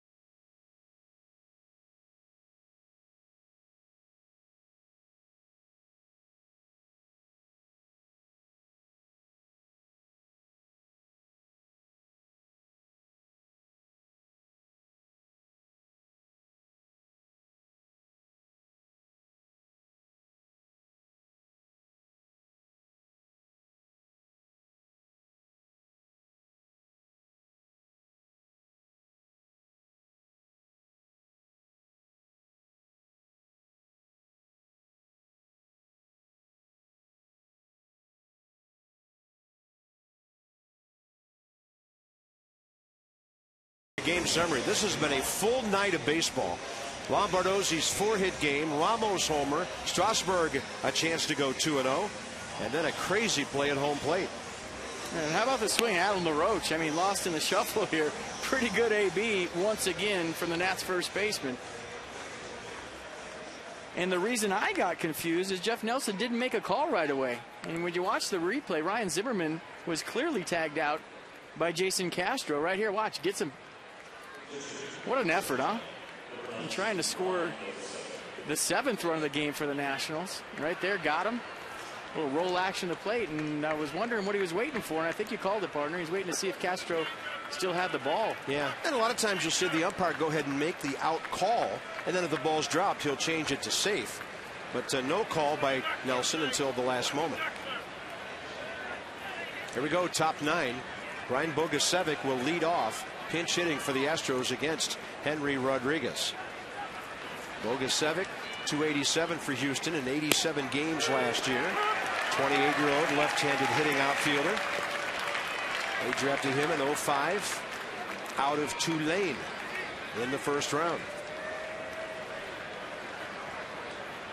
First appearance as a pinch hitter. Ground ball, right side, Lombardozzi for the first out.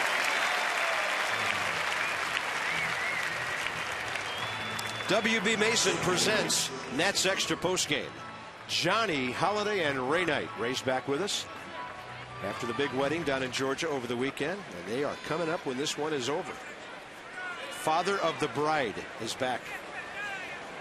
Who do you think they'll be talking about? His name has 4 syllables. Top of the order now, Jordan Schaefer. Rhymes with Lombardozzi.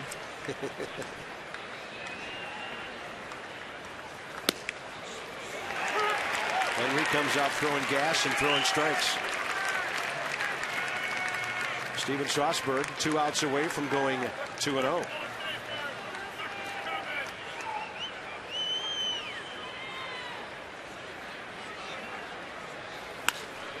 That's some gas right there. 99. Even if it's down the middle, how do you catch up?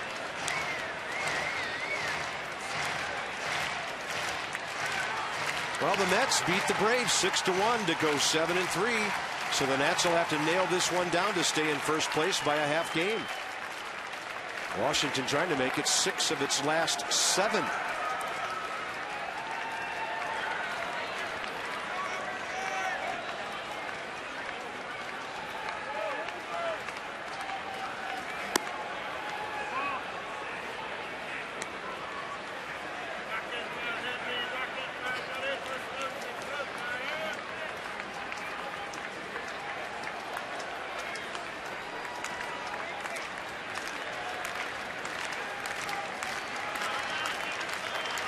Jordan Schaefer 1 for 4 tonight.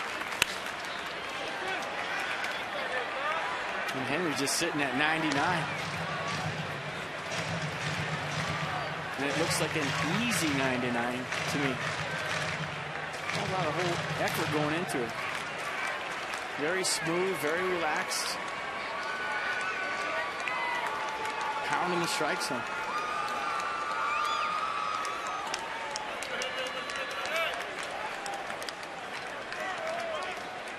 And a 1-2 with 1 out. Popped him up into short center. Desmond out. Anquio calls him off. 2 down.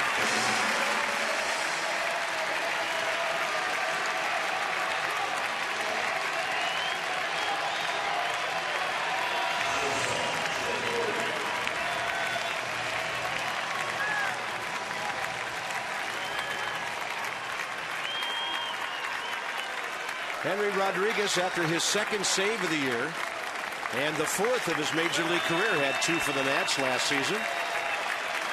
Jed Lowry, Houston's final hope.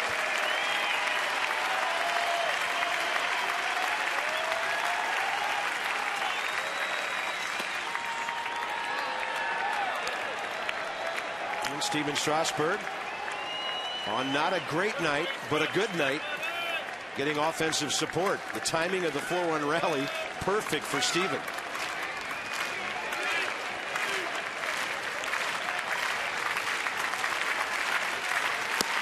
That is cheese at the knees.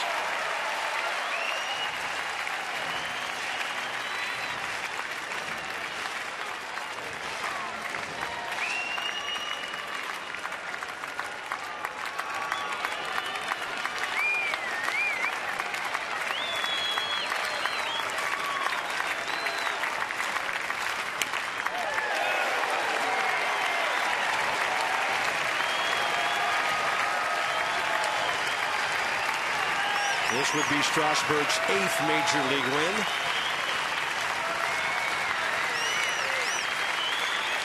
Crowd of 16,245 making lots of noise right now.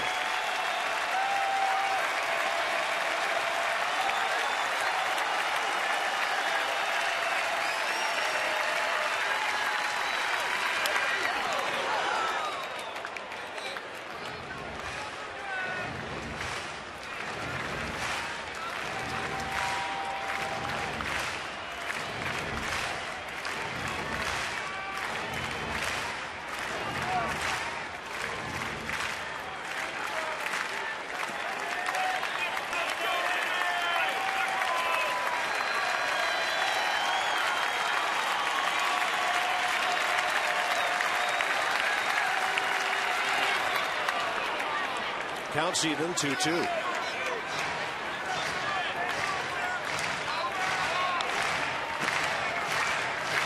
About as much animation as you'll ever see from Strasburg on a night when he's pitching. Gordon Zimmerman, Gio Gonzalez. How about that threesome? Two of the best young arms in baseball.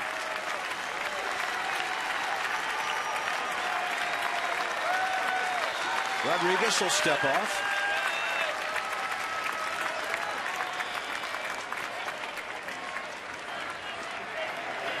Well, Davey Johnson got to rest some guys in his bullpen tonight. Fastball up, and the count goes full with dangerous J.D. Martinez on deck. Triple-digit fastball, 100 miles an hour.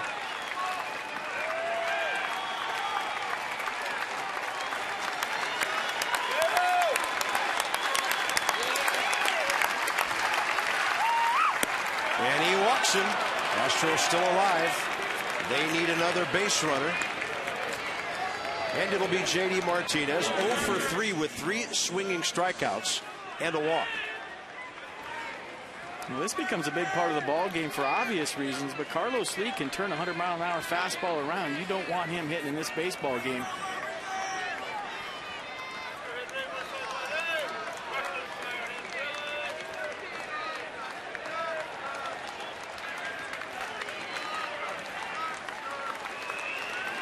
Roach plays behind the runner, who might just head on down to second base.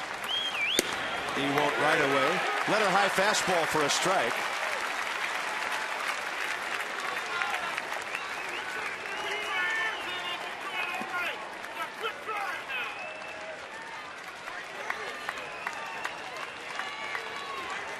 And there goes the runner.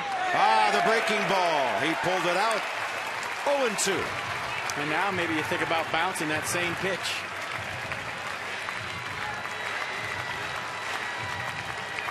Gio still talking.